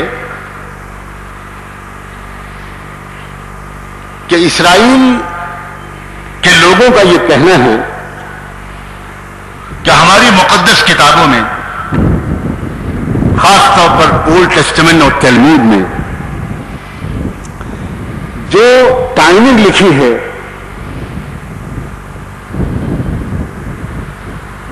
دجال کے آنے کی وہ اب بالکل قریب ہے.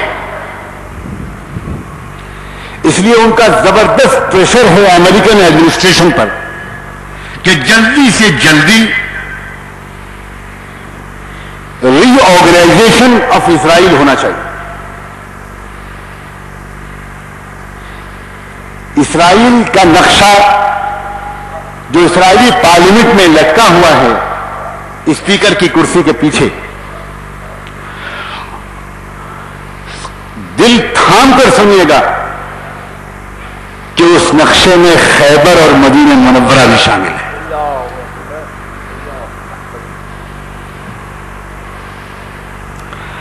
ان کا کہنا ہے کہ ہمارے مذہبی کیلنڈر کے حساب سے ہمارا آخری سب سے بڑا بادشاہ جس کی پوری دنیا پر حکمرانی ہوگی اب اس کے آنے کا وقت قریب ہے. وہ اس کو مسیح کہتے ہیں اور آپ مت چوکیے گا اس موقع پر یہ یاد رکھنے سے کہ رحمت دو عالم محمد رسول اللہ صلی اللہ علیہ وآلہ وسلم ہر نماز کے بعد جو دعا مانگا کرتے تھے اس میں سے ایک دعا ہوتی تھی اللہم انی اعوذ بک من فتنة المسیح الدجال.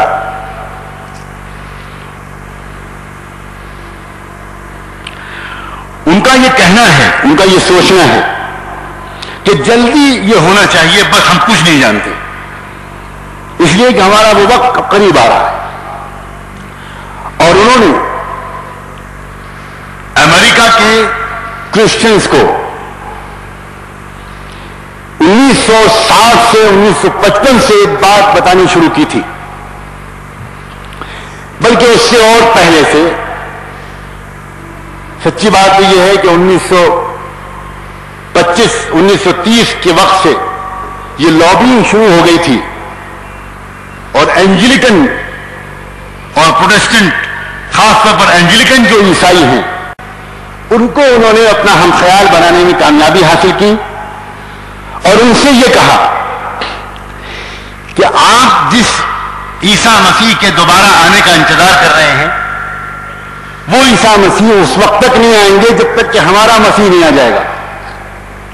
اور یہ بات تو وہ غلط نہیں کہہ رہے، یہ بات تو وہ صحیح کہہ رہے ہیں، اس لیے کہ عیسیٰ علیہ السلام آئیں گے ہی دجال کے خاتمے کے لیے. انہوں نے پوری امریکہ کے اوپینین میکرز کو اپنا ہمنوا بنایا. اس کی ایک بڑی لمبی داستان ہے کس طرح بنایا. اور اب صورتحال یہ ہے کہ امریکن ایڈمنسٹریشن پر اب اس وقت جیوز کا اور اینگلیکن کرسچنز کا 100% کنٹرول ہے اور ان کا اب یہ سوچنا ہے کہ جلد از جلد ایک سال کے اندر اندر پوری دنیا کا نقشہ بدل دیا جائے اور دنیا میں جہاں جہاں سے اس بات کا اندیشہ ہو کہ لوگ مقابلہ کریں گے، لوگ سامنے آئیں گے، لوگ پروڈیوس کریں گے اور پوری دنیا کی عامہ ہمارے خلاف بگڑے گی، ان کی یہ کوشش ہے کہ پوری دنیا کی ان تمام جگہوں پر کچھ ایسا انتظام کیا جائے، کچھ ایسا سما باندھا جائے کہ لوگ اپنے علماء کرام کے پیچھے چلنے کے بجائے، اپنے دینی رہنماؤں کے پیچھے چلنے کے بجائے، کتاب و سنت کا علم رکھنے والوں کے پیچھے چلنے کے بجائے، اکابر و اسلاف کا اتباع کرنے والوں کے پیچھے چلنے کے بجائے اور سیدھے لفظوں میں مکتب اور مدرسے کے ملاؤں کے پیچھے چلنے کے بجائے سو کالڈ انٹلیکچوئلز کو فالو کرنا شروع کریں. یہ بہت سوچی سمجھی تدبیر ہے. کیوں؟ اس کی ایک وجہ ہے. اس کی وجہ یہ ہے کہ انہوں نے تجربہ بھی کر کے دیکھا ہے، کئی 100 سال سے ان کے سامنے تجربہ آ رہا ہے کہ اگر کوئی نہیں مان رہا، اگر کوئی فرعون کی ربوبیت کا قائل نہیں ہو رہا اور اس فرعون کے سامنے سر جھکانے پر تیار نہیں ہو رہا ہے، بھاری سے بھاری قیمت ادا کرنے کو تیار ہے وہ، لیکن وہ کسی بھی طرح فرعون کو رب ماننے کو تیار نہیں ہے، تو وہ وہی ہے جو مسجد سے، مدرسے سے اور خانقاہ سے جڑا ہوا ہے۔ یہ ان کا ایک کیلکولیشن ہے، یہ ان کا ایک سروے ہے، اور وہ بہت گہرا جائزہ لیتے ہیں ہماری آپ کی سوسائٹی کا۔ وہ ہوائی قسم کی باتیں نہیں کرتے۔ میں پھر آپ لوگوں میں سے، خاص طور پر وہ لوگ جو پڑھ سکتے ہیں، جو انٹرنیٹ کو استعمال کرتے ہیں، میں ان سے کہتا ہوں کہ اور کچھ اگر نہیں پڑھ سکتے، اگر وہ باریکی سے نیو یارک ٹائمز اور واشنگٹن پوسٹ کا مطالعہ نہیں کر سکتے، تو وہ امریکن میگزین فارن افیئرس کو کم سے کم پڑھیں۔ فارن افیئرس کے ایڈیٹرز میں 3 امریکہ کے سابق صدر ہیں، ایک جمی کارٹر، ایک رچرڈ نکسن، اور چیف ایڈیٹر جو ہے اس کا وہ ہے ہنری کسنجر، مشہور یہودی فارن منسٹر امریکہ کا۔ یہ ایک رسالہ ہے، اس رسالے سے باقاعدہ ہر سال ایک اسپیشل ایشو نکلتا ہے۔ پچھلے 7 سالوں سے اس رسالے کے اسپیشل ایشو کا ایک ہی مقصد ہے، اور وہ ہے امت مسلمہ کے اندرونی جذبات اور لہروں کا جائزہ۔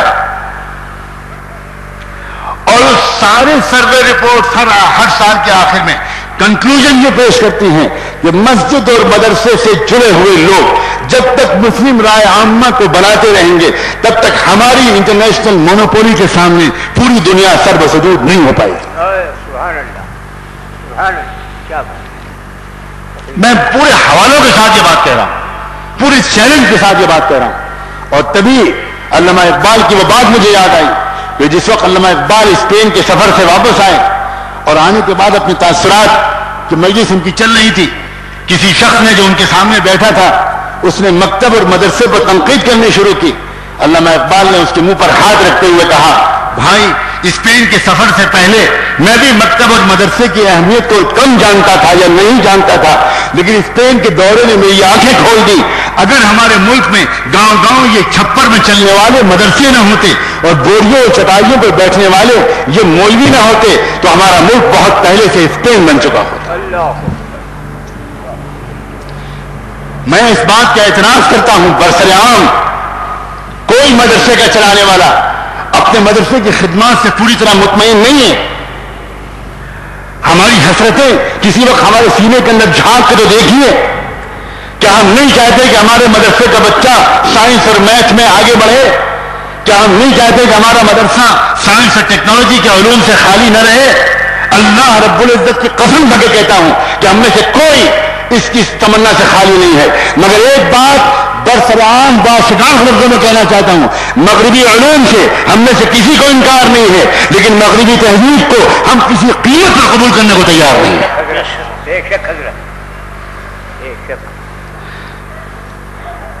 مسئلہ مغربی تہذیب کا ہے، مغربی تہذیب کا جس میں اوریانیت ہے، جس میں ظلم ہے، جس میں ایکسپلائٹیشن ہے، جس میں خود غرضی ہے، جس میں ایبسولوٹ کمرشل اپروچ ہے، جس نے اس دنیا کو متاع کوچ اور بازار بنا دیا ہے، جس نے روحانی قدروں کو تباہ کر دیا ہے، جس میں بہنوں کی عزتیں بھائیوں کے ہاتھوں محفوظ نہیں رہی، جس میں چرچ میں جانے والی لڑکیوں کی عزتیں وہاں کے پادریوں کے ہاتھ میں محفوظ نہیں رہی، جہاں اسٹوڈنٹس کا گرل اسٹوڈنٹس کی عزتیں ان کے استادوں کے ہاتھ میں محفوظ نہیں رہی، جہاں پانی مہنگا ہے اور شراب سستی ہے، جہاں کتاب مہنگی ہے مگر ہتھیار سستا ہے، ہم اس مغربی تہذیب کو قبول کرنے پر بالکل تیار نہیں۔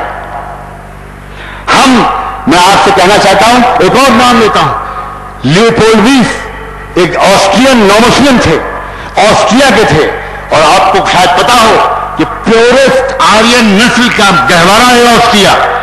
یورپ کی سب نسلیں پیور آرین نسل کی نہیں ہیں، لیکن آسٹریا اور جرمنی یہ پیورسٹ آرین نسل کے لوگ ہیں۔ پیورسٹ آرین نسل کا انسان تھا لیوپولڈ، اور اس کو ایک موقع ملا عرب ملکوں کے سفر کا، اور وہاں اس کو موقع ملا قرآن کے مطالعے کا، تو اللہ نے اس کو ہدایت دی، وہ محمد رسول اللہ کا غلام بنا، اور اس کا نام محمد اسد رکھا گیا۔ اس نے 2 کتابیں لکھی ہیں، ایک کتاب کا نام ہے اسلام ایٹ دی کراس روڈس، اور ایک کتاب کا نام ہے روڈ ٹو مکہ۔ آپ پڑھیے ان 2 کتابوں کو۔ محمد اسد نے صاف لکھا ہے، محمد اسد نے صاف لکھا ہے کہ یورپ کا انسان، اور وہ خود ایک یورپ کے آدمی ہے، یورپ کے انسان کو اخلاقی قدروں سے کوئی واسطہ نہیں ہے۔ یورپ کا انسان صرف پوجا کرتا ہے ایک بالش کی دنیا کا، پیٹ اور اس کے نیچے کی ایک بالش کی دنیا، یہ یورپ کا معبود ہے، یہ یورپ کا مقصود ہے، یہ یورپ کا محبوب ہے، یہی وہ کعبہ ہے جس کے گرد یورپ طواف کر رہا ہے۔ کیا آپ اس تحریر کو قبول کرنا چاہتے ہیں؟ اور پھر محمد اسد نے صاف لکھا ہے، اور میں سلام پیش کرتا ہوں محمد اسد کی روح کو، میں سلام پیش کرتا ہوں محمد اسد کی روح کو. یہ ایک یورپین نو مسلم لکھ رہا ہے، میں کسی مکتب کے ملا کی بات نقل نہیں کر رہا ہوں. محمد اسد نے لکھا ہے کہ مسلمان کئی سو سال تک علمی اور سائنٹیفک اور ٹیکنالوجیکل بیکورڈنس برداشت کر لیں مگر تہذیب میں کمپرومائز نہ کریں. یہ بات اگر شیخ الہند نے کہی ہوتی، اور میرا جی چاہتا ہے کہ میں اپنے ہونٹوں کو چوم لوں جب میں نقابے کا نام لیتا، اگر یہ بات حضرت گنگوئی نے کہی ہوتی، اگر یہ بات حضرت نانوتوی نے کہی ہوتی تو شاید آپ اتنا امپریس نہ ہوتے. لیکن یہ بات ایک آسٹرین یورپین نو مسلم کہہ رہا ہے، گھر کا بھیدی ہے جو لنکا ڈھا رہا ہے. اپنے بزرگوں سے، اپنے اکابر سے، اپنے علماء سے بزم کرنے کی ایک مہم چل رہی ہے، اور یہ مہم کہاں سے چل رہی ہے؟ I have no hesitation to disclose. یہ مہم چل رہی ہے تل ابیب سے، واشنگٹن ڈی سی سے، لندن 10 ڈاؤننگ اسٹریٹ سے، وائٹ ہاؤس سے. یہاں سے یہ مہم چل رہی ہے کہ ان مکتب کے ملاؤں کو بدنام کرو اور ان کے اعتماد کو چھوڑو، ختم کرو. یہ تنگ نظر لوگ ہیں، یہ منفی لوگ ہیں، یہ نگیٹو لوگ ہیں. کہیں ہمیں جو چاہے زمانہ، لیکن ہم زمانے کی کسی بھی تنقید کی پرواہ کیے بغیر ہم اس ملت کی مخلصانہ خدمت کے لیے جینا اور مرنے کی دعا کرتے ہیں.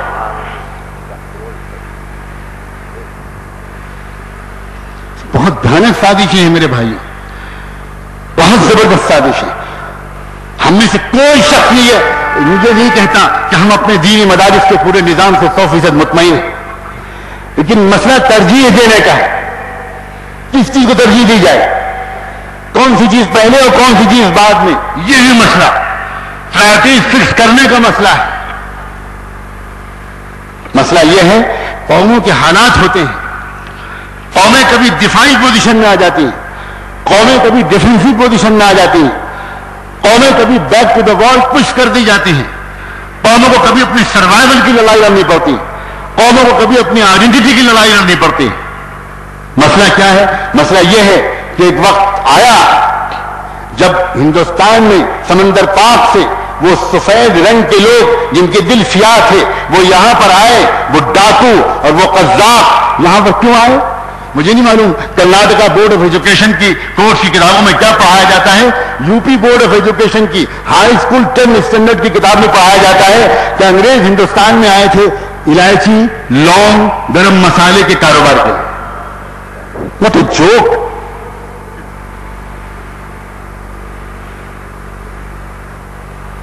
انگریز آئے تھے گرم مسالے کے کاروبار پر قبضہ کرنے کے لیے، انگریز اس لیے آئے تھے. پھر مجھے شکوہ ہے، معاف کرنا، مجھے شکوہ ہے اپنے نام نہاد پڑھے لکھے لوگوں سے کہ وہ کتابیں نہیں پڑھتے، مطالعہ نہیں کرتے. معاف کریں گے آپ لوگ، آپ میں سے اکثر لوگوں کے گھروں کے بیڈ روموں سے تکیوں کے نیچے سے فلمی رسالے نکل آئیں گے، لیکن آپ کو وقت نہیں ہے سنجیدہ کتابوں کے پڑھنے کا. آپ کے پاس ٹائم ہی نہیں ہے کسی چیز کو پر ریسرچ کرنے کا. اور کچھ نہ پڑھیے. پھر میں ایک مرتبہ انگریز کی کتاب کا حوالہ دیتا ہوں. ایک فرینچ ٹورسٹ آیا تھا ہندوستان میں برینئر کے نام سے. یہ ٹورسٹ نہیں تھا، یہ ٹورسٹ کے بھیس میں ایک جاسوس تھا. اورنگزیب، شاہ جہاں سے لے کر اورنگزیب کے دربار کا بہت قریبی آدمی رہا یہ، اور یہ اندر داخل ہوا. ہندوستان کے پورے سسٹم کو اس نے سمجھا، یہاں کی سوشل فیبرک کو سمجھا، یہاں کی اپر کاسٹ اور لوور کاسٹ کی لڑائی کو سمجھا، یہاں کی جو روحانیت کے مختلف اسکول آف تھاٹس ہیں ان پر اسٹڈی کی.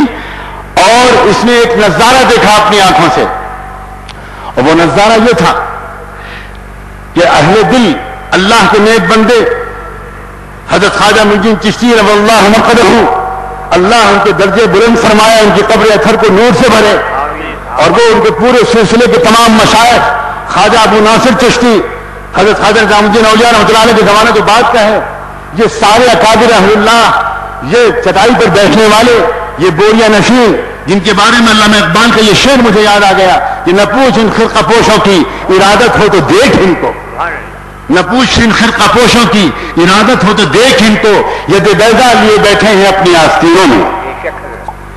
وہ اللہ کا بندہ ایک سفر سے گزرتا تھا اور لاکھوں ہندوستان کے مظلوم لوگ، محروم لوگ، غریب لوگ، وہ صدیوں سے جو ظلم کا اور چھوٹ چھاٹ کے شکار تھے، وہ لاکھوں لوگ وہ ایک قافلے کے گزرتے ہوئے سے اسلام قبول کر رہے تھے۔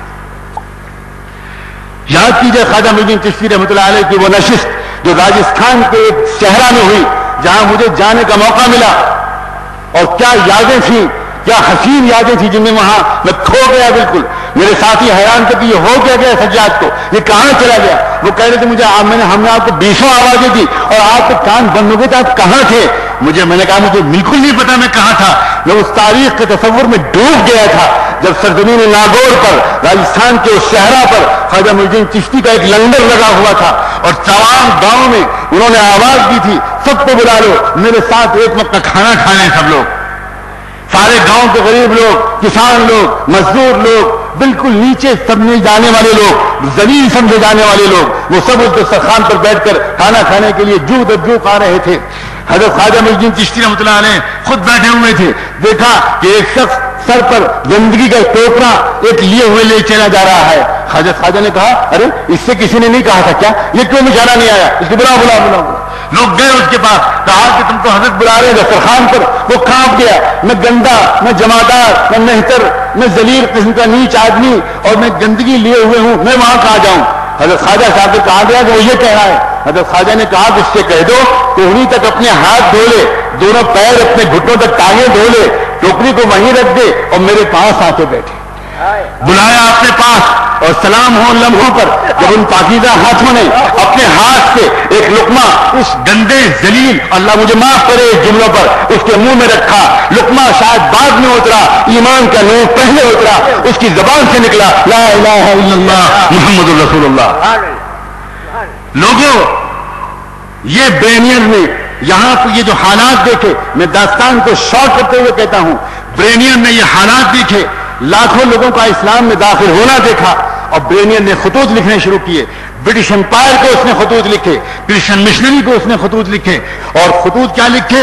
اس نے خطوط میں بٹوین دا لائنز بند لفظوں میں یہ لکھا کہ جلدی آئیے ہندوستان میں آ کر یہاں کے مسائل کو دیکھیے، اگر آپ نے دیر کی تو ٹرکش امپائر سے کئی گنا بڑی امپائر یہاں بننے جا رہی ہے۔ اس لیے آئے تھے انگریز یہاں، انگریز یہاں اس لیے آئے تھے کہ یہاں کے باشندوں کو لڑائیں، یہاں کا قومی ایجنڈا بدلیں، انصاف کا ایجنڈا، امن کا ایجنڈا، عدل کا ایجنڈا۔ ان اللہ یامر بالعدل والاحسان وایتاء ذی القربى وینہی عن الفحشاء والمنکر والبغی، یہ ایجنڈا جو لے کر چل رہے تھے یہ مشائخ، یہ اللہ والے، یہ علماء ربانیین، میرے ماں باپ، میرے خاندان کی عزت ان کی جوتیوں اور ان کے نسب پر قربان، یہ لے کر چل رہے تھے۔ اس کو آ کر ان انگریزوں نے بدلا۔ اور میں پھر ایک بار کہنا چاہتا ہوں، ان انگریزوں کی سازشوں کو کس نے سمجھا؟ مکتب کے ملا نے۔ اور کون شکار ہوا؟ یونیورسٹی کے گریجویٹ، پوسٹ گریجویٹ، اسکالرس۔ خدا کے لیے میرا برا مت مانیے گا، میں بہت روشن خیال بدنام ہوں۔ میرے بعض ساتھی کہتے ہیں کہ مولانا آپ بہت ماڈرن ہو گئے ہیں، آپ کی اپروچ بہت ماڈرن ہو گئی ہے۔ میں بہت مطالعہ کرتا ہوں، میں یونیورسٹی میں جاتا ہوں، میں ہالس میں جاتا ہوں، میں نے امریکہ میں کلب کو بھی جا کر خطاب کیا ہے، اقوام متحدہ کو بھی خطاب کیا ہے، لیکن میں صاف آپ سے کہہ رہا ہوں، ان اکابر بزرگوں کی توہین اگر آپ میں سے کسی نے انجانے میں بھی کر دی تو اس کی بری سزا سے آپ بچ نہیں پائیں۔ انہوں نے اس ملک کو بچایا، انہوں نے تاریخ میں زبردست خدمت کی ہے۔ اور اس کے بعد ان برینئر کے خطوط کے بعد کیا ہوا؟ برٹشرز یہاں آئے اور انہوں نے نیشنل ایجنڈا بدلا، اور ڈیوائڈ اینڈ رول کہ اپنی جو پرانی پالیسی تھی، قوموں کو آپس میں لڑاؤ اور حکومت کرو، اور یہاں کے رہنے والوں کو آپس میں لڑایا کے بجائے انصاف کے بھکاری بن گئے۔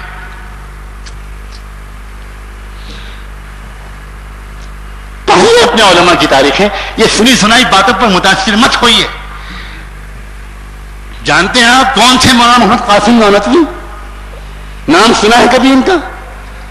دلی میں ایک سیمینار ہو رہا تھا، اور افسوس کہ وہ سیمینار بعض علماء کی طرف سے ہو رہا تھا حضرت نانوتوی پر۔ میں بھی اس سیمینار میں شریک ہوں اپنی سعادت سمجھ کر، لیکن وہاں دیکھ کے حیران رہ گیا کہ ایک کے بعد ایک مقرر جو آ رہے تھے لوگ، وہ حضرت نانوتوی اور سر سید ان دونوں کا تذکرہ ایسے کر رہے تھے کہ جیسے دونوں بالکل برابر کے ہندوستانی مسلمانوں کے رہنما اور محسن ہو۔ سر سید کا الحمدللہ ہم سب قدردان ہیں، ان کی تمام نیکیوں کے لیے بارگاہ خداوندی میں دست بدعا ہیں کہ اللہ ان کو قبول کرے. مگر، اور اس مگر کے آگے اطمینان سے سنیے گا جو میں کہنا چاہتا ہوں. میں حیران رہ گیا وہاں سوچ کر یہ کیا کہہ رہے ہیں لوگ. جب میری باری آئی تو مجھے کہنا تو کچھ اور تھا، لیکن وہ سب چھوڑ کر میں نے کچھ اور ہی کہا. میں نے کہا دیکھیے میڈیا پورا موجود تھا، سارا الیکٹرانک میڈیا، ٹی وی والے، اخبار والے سب موجود تھے. میں نے کہا کہ زمانے تین ہوتے ہیں، ایک ماضی، ایک حال اور ایک مستقبل. پاسٹ، پریزنٹ اور فیوچر. عام انسان ان تینوں زمانوں کے ساتھ سائملٹینیسلی ٹھیک سے ڈیل نہیں کر پاتے. عام انسان ایک ساتھ تینوں کے ساتھ انصاف نہیں کر پاتے.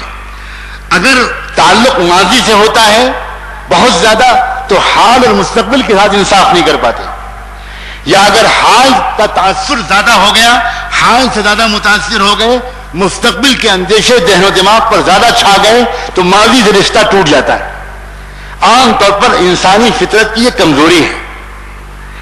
لیکن جو انبیاء علیہ السلام ہوتے ہیں اور جو ان کے جانشین ہوتے ہیں، جو ان کے وارثین ہوتے ہیں، ان کو اللہ تعالیٰ عجیب طرح کی سائٹ دیتا ہے، عجیب طرح کا ویژن دیتا ہے، عجیب طرح کی نظر دیتا ہے.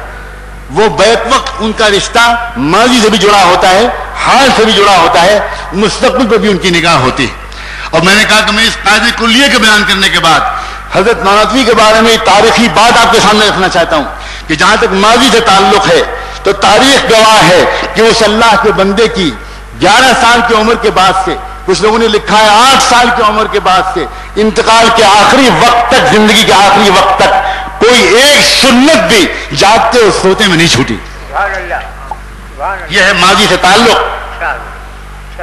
اور حال سے تعلق، میں نے کہا کان کھول کر سنیں، لوگ کان کھول کر سنیں کہ دیوبند کے کچے گھر میں بنیان اور لنگی میں ملبوس وہ خدا کا بندہ، ایک غریب اور فقیر گھرانے کا ایک غریب انسان، اتنا الرٹ تھا، اتنا ہوشیار تھا، انٹرنیشنل پولیٹیکل سیناریو پر اتنی گہری نظر تھی کہ ادھر برٹش پارلیمنٹ میں چرچل نے ہاؤس آف کامنس میں خطاب کیا اور اس نے ہندوستان کی آزادی کے لیے یا ہندوستان کے لیے ایک سائمن کمیشن کا فیصلہ کیا.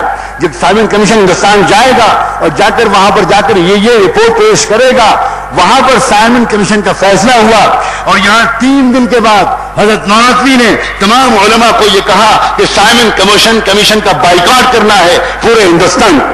کس نے خبر دی؟ نہ ٹیلی ویژن تھا، نہ اخبار تھا، نہ وہاں ریڈیو تھا، نہ وہاں وائرلیس تھا، نہ وہاں موبائل تھا. کون کہہ سکتا ہے کہ حالات زمانہ سے باخبر ان مولویوں سے بڑھ کر کوئی تھا؟ پھر مستقبل، جہاں تک مستقبل پر نگاہ نظر کا سوال ہے، تاریخ گواہ ہے کہ اس زمانے میں دارالعلوم دیوبند میں حضرت نانوتوی رحمۃ اللہ علیہ نے سنسکرت کا شعبہ قائم کیا. کیوں؟ اس لیے کہ ان کو اندازہ تھا کہ آئندہ ہندوستان کا نقشہ کیا بننے والا ہے، یہاں پر کیا ہوگا، اور یہاں بیرونی حملے کے بجائے داخلی حملہ آ جائے گا.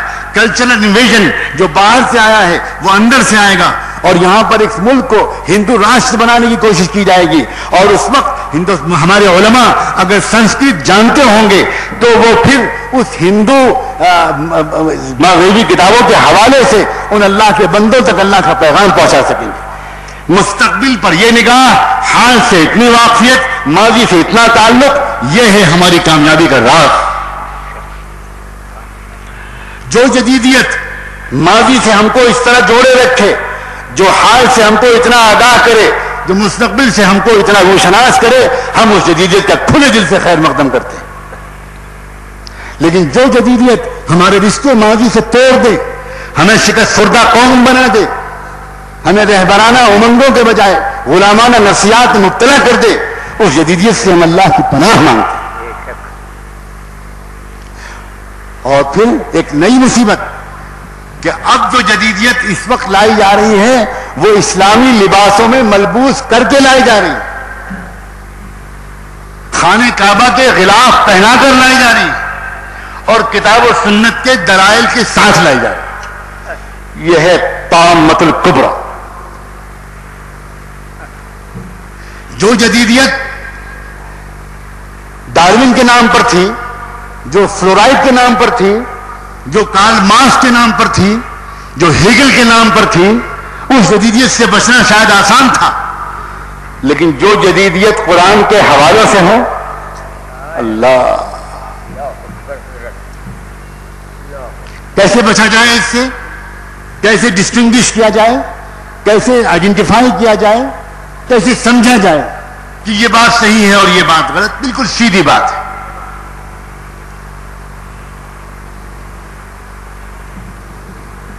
قرآن ایک ایسی کتاب نہیں ہے اور محمد رسول اللہ صلی اللہ علیہ وآلہ وسلم ایک ایسی رہنمائی کے حامل رہبر نہیں ہیں جن کی اشاروں اور رہنمائیوں کو 21ویں صدی میں پہلی مرتبہ سمجھا گیا ہو، اور اس پوری مدت میں اس کے سمجھنے والے پیدا ہی نہیں ہوئے۔ جن لوگوں نے سمجھا غلط سمجھا، جنہوں نے سمجھایا غلط سمجھایا، اب کچھ روشن خیال پیدا ہوئے ہیں جو بہت صحیح سمجھ رہے ہیں۔ کہیں پر آپ کو اگر اس کی مہک بھی آ جائے تو چوکنا ہو جائیں، چوکنا ہو جائیں۔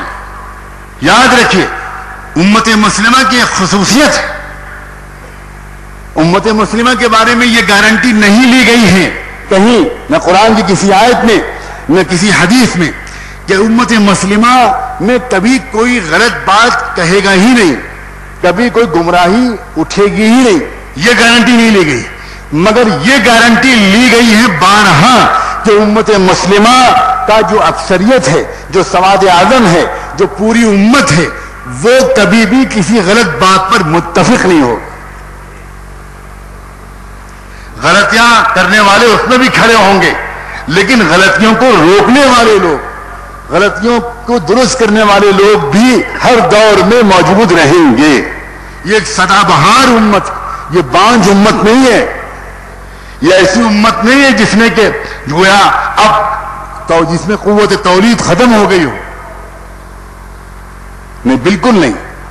دور زوال، آج کے دور زوال میں بھی یقین مانیے، خوشخبری سناتا ہوں میں آپ کو، 1000 زوال و انحطاط آ گیا ہو ہم میں، لیکن اس امت میں ہر جگہ پر اللہ کے ایسے بندے موجود رہیں گے کہ جو کوشش کرتے رہیں گے نہایت خلوص کے ساتھ کہ لوگ صحیح بات کو قبول کریں، غلط بات سے بچے رہیں۔ اس لیے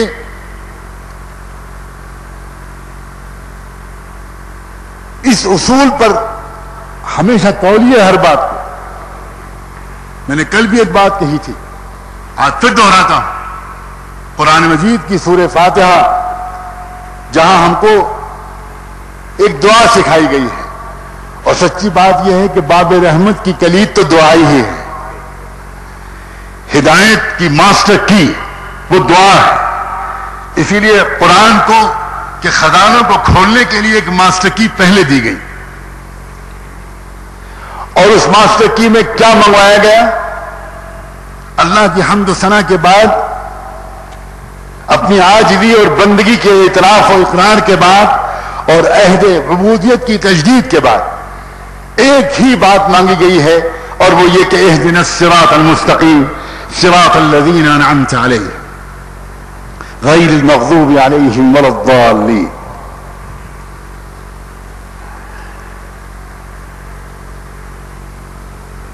کہا گیا کہ یوں مانگو اللہ سے کہ ہم کو سیدھا راستہ دکھا دیجئے، انگلی پکڑ کر منزل تک پہنچا دیجئے۔ کون سا سیدھا راستہ؟ اے اللہ، ہم کیسے پہچانیں گے کہ کون سا سیدھا راستہ ہے؟ ہر آدمی اپنے راستے کو بتاتا ہے کہ ہمارا راستہ سیدھا ہے، تو ہم کیسے پہچانیں؟ اس کی کوئی کسوٹی دے دیجیے، اس کا کوئی ہم کو پہچاننے کا کوئی طریقہ بتائیے کہ ہم کیسے پہچانیں۔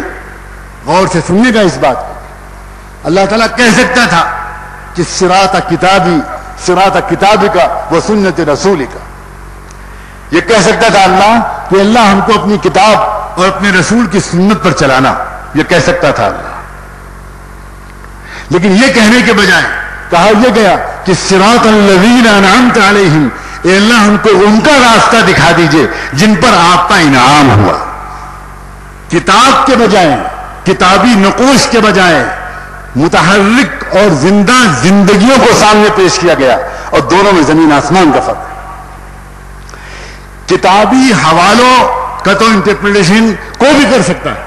کیسے آپ سمجھیں گے کہ یہ شخص صحیح تشریح کر رہا ہے یا غیر تشریح کر رہا ہے؟ آپ تو ہر بات پر سر ہلا دیں گے, آپ تو ہر بات کو قبول کر لیں گے.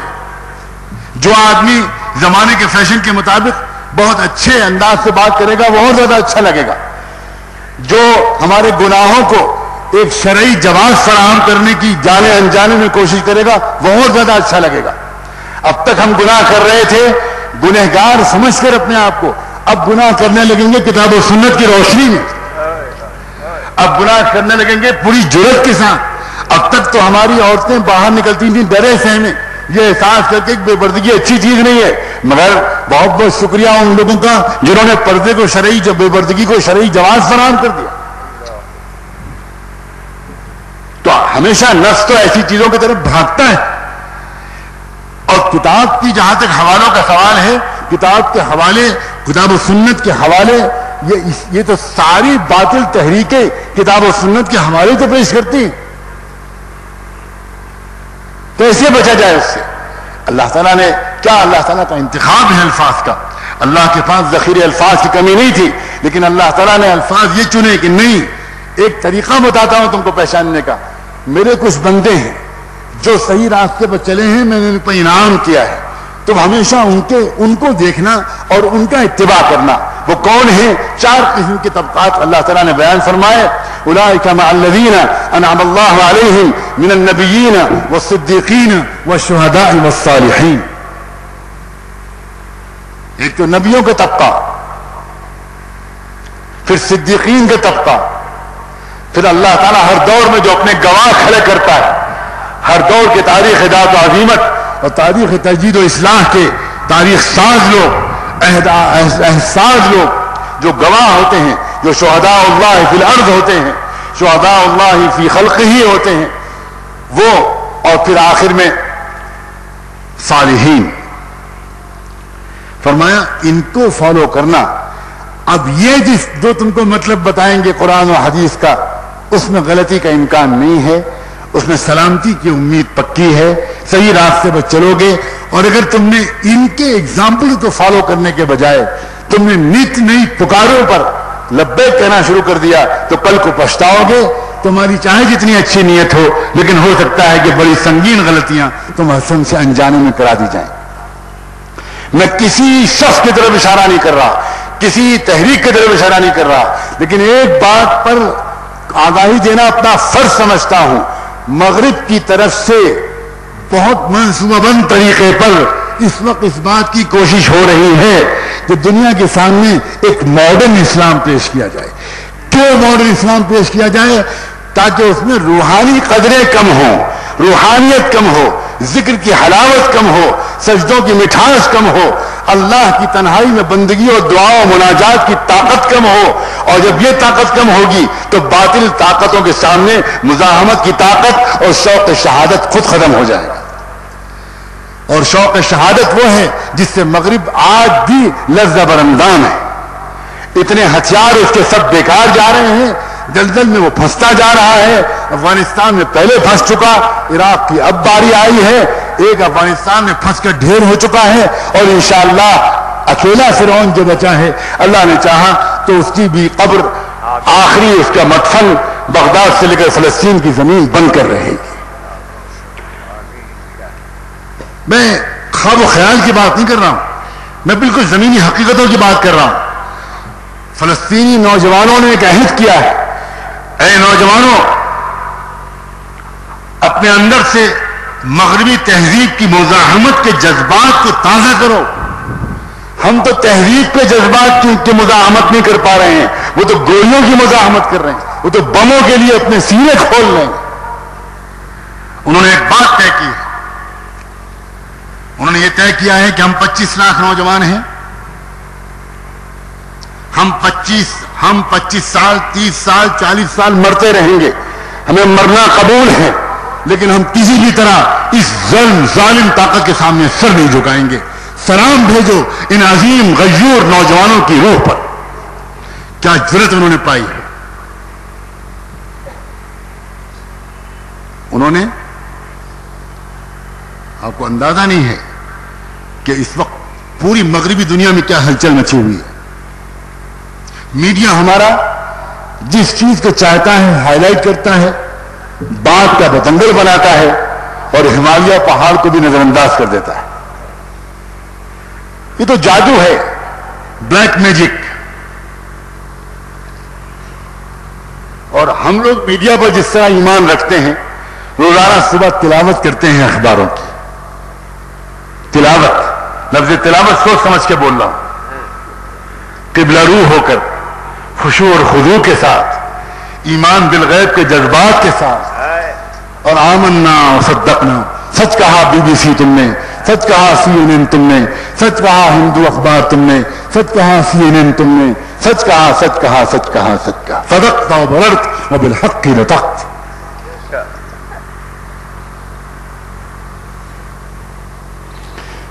زمینی سچائیاں کیا ہیں کسی کے پاس فرصت نہیں کہ وہ جا کر دیکھے. اور مجھے معاف کریں, اگر کوئی جاتا بھی ہے امریکہ اور انگلینڈ یا یورپ کہیں تو غلام بن کر جاتا ہے, پیٹ کی پوجا کرنے کے لیے جاتا ہے, good morning, good evening, thank you, sorry کہتا ہوا جاتا ہے, شاید یہی کہتا ہوا مر بھی جائے گا. کتنا جھوٹا ہے یہ تھینک یو, کتنا جھوٹا ہے یہ سوری. کس نے منع کیا تھینک یو کہنے کو؟ آپ یہ مت سمجھیے گا کہ آج عجیب مولانا صاحب آئے تھے جو تھینک یو کہنے کو حرام کہے. میں بالکل حرام نہیں کہہ رہا ہوں, لیکن کبھی سوچا ہے آپ نے کہ دل کے اندر سے کسی کا احسان ماننا یہ کیا شے ہے, اور زبان سے تھینک یو کہنا یہ کیا شے؟ لکھنؤ ایئرپورٹ پر میں بیٹھا ہوا تھا ایک فلائٹ کے انتظار میں, کسی اسٹیٹ کے گورنر صاحب لکھنؤ ایئرپورٹ پر اترنے والے تھے, اس لیے پولیس کے آفیسرز کی ایک بڑی ڈیوٹی وہاں لگی ہوئی تھی. آئی جی لکھنؤ زون کے اتفاق سے میرے جان پہچان کے تھے, سلخان سنگھ ان کا نام ہے. وہ ٹہل رہے تھے, ایسے ہی واک کر رہے تھے, اور ان کے پیچھے ڈی آئی جی اور ایس پی رینک کے آفیسر پیچھے پیچھے چل رہے تھے. ایک عجیب چیز میں اس وقت دیکھ رہا تھا اور اپنی ہنسی کو روک نہیں پا رہا کہ جب وہ آئی جی صاحب ادھر کو ہوتے تھے, پیٹھ پیچھے ہوتی تھی, تو پیچھے سے ان کے سبارڈینیٹ پولیس آفیسرز کوئی گالی بکتا تھا ماں کی, کوئی بہن کی, کوئی بھائی کی, کوئی برادر کی, کوئی منہ چلاتا تھا, کوئی گھوسا دکھاتا تھا. سچ کہہ رہا میں. اور جیسے ہی وہ ادھر سے واپس ہوتے رہتے تھے ایک دم سیلوٹ کرتے. یہ ہے جدیدیت, یہ ہے نفاق, یہ ہے مکاری. وہ محبت, وہ ڈسپلن, وہ ادب جو آج کی جدیدیت سکھا رہی ہے وہ جھوٹی ہے. اور ایک دربار نبوت کی محبت دیکھیے کہ جب مکہ مکرمہ کا مشرک نمائندہ سہیل ابن عمرو یا سہیل ابن نعیم, جب وہ شخص صلح حدیبیہ کے موقع پر مکہ مکرمہ آیا اور آ کر محمد رسول اللہ کے پاس بیٹھا اور واپس گیا, تو اس نے جا کر رپورٹ کی.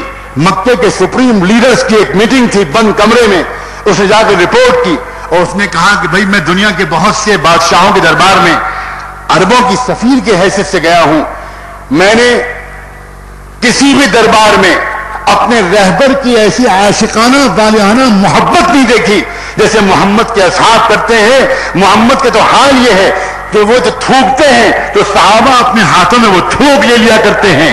محمد جب کلی کرتے ہیں, جب چہرہ دھوتے ہیں تو وہ پانی زمین پر نہیں گرنے دیتے. میں تم سے کہتا ہوں اس سے لڑائی مول مت لینا ورنہ پاش پاش ہو جاؤ. جدیدیت نام ہے اس سیلوٹ کا, اور محبت اور شریعت اور فطرت اور اسلام نام ہے اس سچی محبت کا جو دربار نبوت میں موجود تھی. آپ کا اختیار, آپ کس کو چننا چاہتے ہیں, مکاری کو, فریب کو, دھوکے کو.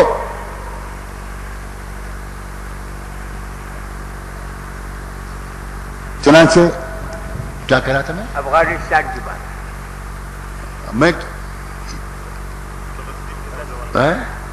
ہاں فلسطینی نوجوان, جزاکم اللہ, اس کے وجہ سے جو ہلچل پوری مغربی دنیا میں مچ رہی ہے, میں اس کی طرف روشن جانا چاہتا ہوں. اور یہی سے میں نے بات کی تھی کہ میڈیا کن چیزوں کو چھپاتا ہے. آپ کو میں خوشخبری سناتا کہ اس مغرب کی ظالم طاقتوں کے ظالم ہونے کو محسوس کرنے والے اب ہم اور آپ اکیلے انجمن میں تنہا نہیں ہیں. گئے دن کے تنہا تھا انجمن میں اب آپ نے اخباروں میں اتنا تو پڑھا ہی ہوگا کہ اس امریکن ظالمانہ ایٹیٹیوڈ کے خلاف ہر مغربی ملک کی راجدھانی میں لاکھوں لوگ جلوس میں نکلے. واشنگٹن میں امریکی تاریخ کا سب سے بڑا جلوس نکلا. 10 جنوری کو پچھلے سال برطانیہ میں برف باری کے دوران 16 لاکھ لوگ لندن میں جلوس میں نکلے. وہ کون لوگ تھے؟ 80% عیسائی اور عام انگریز لوگ تھے. وہ اب فٹ اپ ہو چکے ہیں اس ظلم سے. ان کی انسانیت جاگ رہی ہے اور وہ محسوس کر رہے ہیں کہ یہ کیا کر رہے ہیں ہمارے حکمراں. پوری دنیا میں ہمیں بدنام کر رہے ہیں. یہ خون کے پیاسے لوگ ہیں. چنانچہ اب وہ لوگ خود کھڑے ہو رہے ہیں اپنی اپنی ان حکومتوں کے خلاف, اپنے اپنے ظالمانہ نظام کے خلاف. 2 سال پہلے میں یو کے گیا, ایک فلسطین کانفرنس تھی, اس میں بلایا گیا اور میرے لیے جانے کی کوشش میری کمر کی سخت تکلیف کے باوجود یہ تھی کہ مجھے بتایا گیا کہ اس میں میں اور میرے ساتھ ایک اور صاحب جو چیف گیسٹ ہوں گے. وہ کون ہوں گے؟ جن کا میں نام سنتا تھا, اخباروں میں پڑھتا تھا, لیکن میں ان سے ملنے کی تمنا رکھتا تھا. میں نے ایک مرتبہ ان کو ایک میسج بھی بھیجا تھا, ان کا بڑا اچھا جواب بھی آیا تھا. ایک انگریز ہے, ایک کرسچن ہے جو لاکھوں کروڑوں کا کاروبار کرتا تھا. اس نے وہ کاروبار چھوڑ دیا, اپنے بچوں کے حوالے کر دیا اور صحیح ہندوستانی لفظ میں سنیاس لے لیا. تارک الدنیا ہو گیا وہ شخص. اس نے اپنا ایک پولیتھین بیگ بنایا, اس میں 2 جوڑی کپڑے رکھتا ہے. اس کو صبح ایک سینڈوچ کھاتا ہے, شام کو ایک سینڈوچ کھاتا ہے. یہ اس کا اپنا کھانا ہے. ایک کمرے میں وہ رہتا ہے اور اس کی زندگی کا مقصد کیا ہے؟ پوری دنیا کی تمام قوموں کو امریکی اور برطانوی ظالم حکومتوں کے خلاف آگاہ کرنا اور لوگوں کو اپنے مظلوموں کی مدد کے لیے کھڑا کرنا. مجھے بتایا گیا کہ فلسطین کی کانفرنس میں اس کو بلایا گیا اور مجھے بلایا گیا ہے. تو میں اپنی سخت تکلیف کے باوجود, ڈاکٹروں کی سخت ممانعت کے باوجود وہاں گیا. ہم دونوں پاس پاس بیٹھے تھے. اس کی تقریر پہلے ہوئی, اس کے بعد مجھے کچھ کہنا تھا. مجھے فلسطین کے بارے میں, عالمی انصاف کے بارے میں اور آگے آنے والے حالات اور خطرات کے بارے میں جو کچھ کہنا تھا وہ میں نے کہا. لیکن ایک موقع سے فائدہ اٹھا کر میں نے ایک بات کہی. میں نے کہا کہ عالمی ظلم اس وقت تک ختم نہیں ہوگا جب تک اللہ کی پاک روح سے پیدا ہونے والا, اللہ کے امر و کلمے سے پیدا ہونے والا, اللہ کا وہ پاک بندہ عیسیٰ ابن مریم دوبارہ اس دنیا میں نہیں بھیجا جائے گا.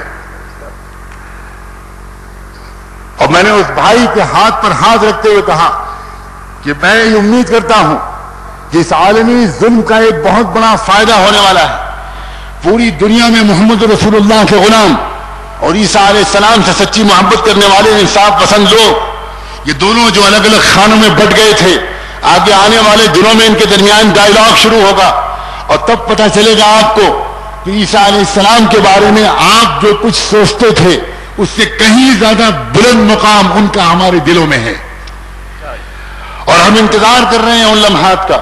اور وہ تو اتنے عظیم مقام کے تھے کہ محمد رسول اللہ تک یہ کہہ گئے کہ جب وہ آ جائیں تو تم میں سے کسی کو ان سے ملاقات ہو تو میرا سلام پہنچا دینا.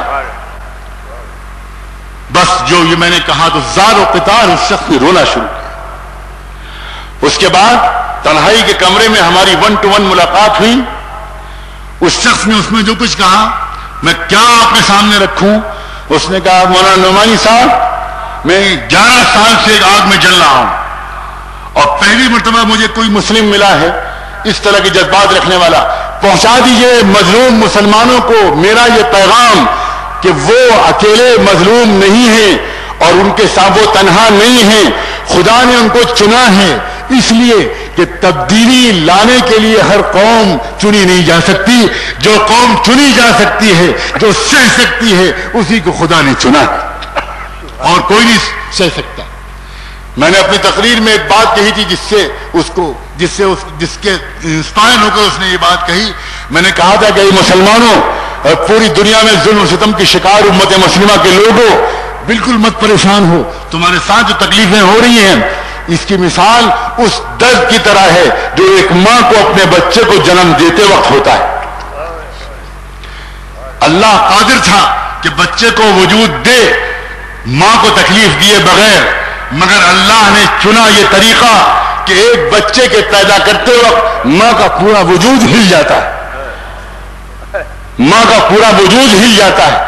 اور ایسا ہلتا ہے کہ ایک صحابی نے اللہ کے رسول سے پوچھا تھا، اے اللہ کے رسول، میں نے بہت سنا تھا ماں باپ کے حقوق کے بارے میں، میری ماں فالج کی بیمار ہیں، پورا بدن پیرالائزڈ ہے، میں نے اپنی مفلوج ماں کو کندھے پر رکھ کر پورا حج کرایا ہے، اب تو میں نے اپنی ماں کی خدمت کا حق ادا کر دیا ہوگا.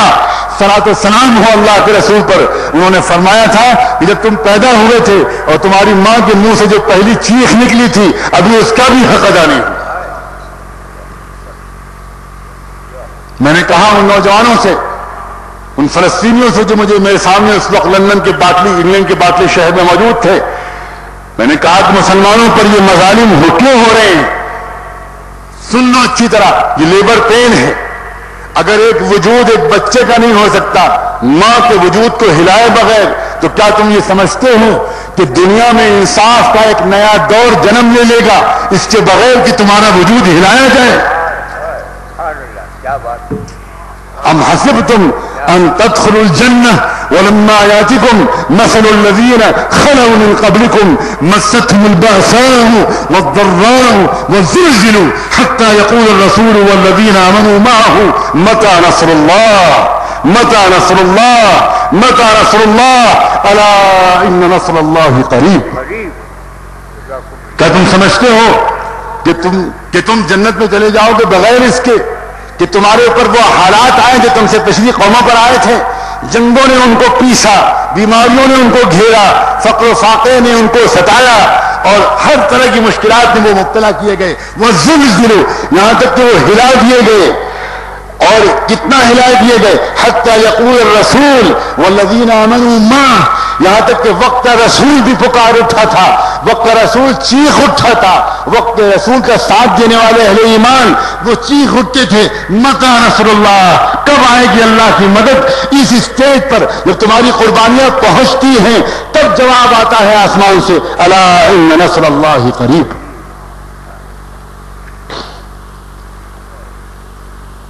ہرگز مایوسی کی ضرورت نہیں ہے میرے بھائیوں، ہرگز مایوسی کی ضرورت نہیں ہے، ہرگز مایوسی کی ضرورت نہیں ہے. بڑا کروشل اسٹیج ہے.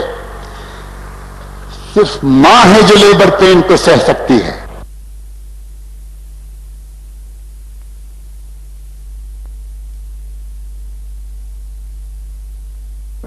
اس بچے کی پرورش کے لیے ماں کے سینے میں جتنی ممتا کی ضرورت ہے، اگر اس تکلیف سے گزار کر وہ ماں اس کو جنم دے گی تو پھر کبھی اپنی تکلیف کو محسوس نہیں کرے گی، بچے پر اپنے وجود کو نثار کر دے گی.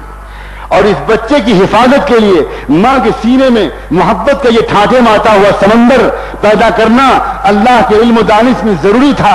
اس لیے اپنی بندی کو تکلیف میں ڈالنا گوارا کیا، بچے کا بے سہارا ہونا گوارا نہیں.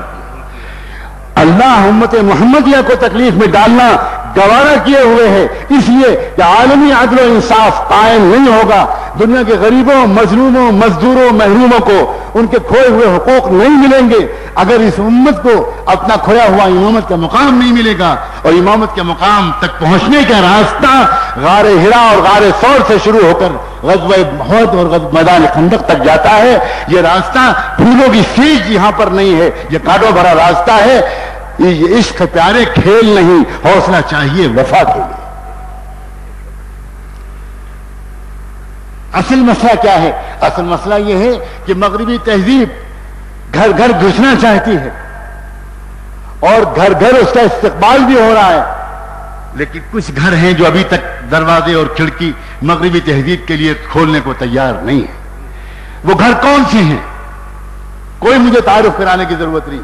وہ گھر وہی لوگ ہیں جن گھروں میں تلاوت قرآن ہوتی ہے، جن گھروں میں اللہ کا ذکر ہوتا ہے، جن گھروں میں عبادت ہوتی ہے، جن گھروں میں قرآن کو سمجھ کر پڑھنے کی کوشش کی جاتی ہے، جن گھروں میں علم و ذکر کے چرچے ہوتے ہیں، جن گھروں میں روحانی قدروں کے تحفظ کا انتظام ہوتا ہے، جن گھروں میں صرف روٹی کپڑے مکان پر ہر وقت ہائے ہائے نہیں بچتی، جن گھروں میں عورتیں فرمائشیں کرنے کے لیے نہیں ہوتی، جن گھروں میں مردیں عورتوں کی فرمائشیں پورا کرنے کے لیے حلال و حرام کی باؤنڈریز کو کراس کرنے کے لیے نہیں ہوتے، ان گھروں کی عورتیں اپنے شوہروں سے کہتی ہیں ہم سادہ زندگی گزار لیں گے مگر خبردار حرام کمائی گھر میں لے کر مت آنا۔ یہ ہیں عورتیں۔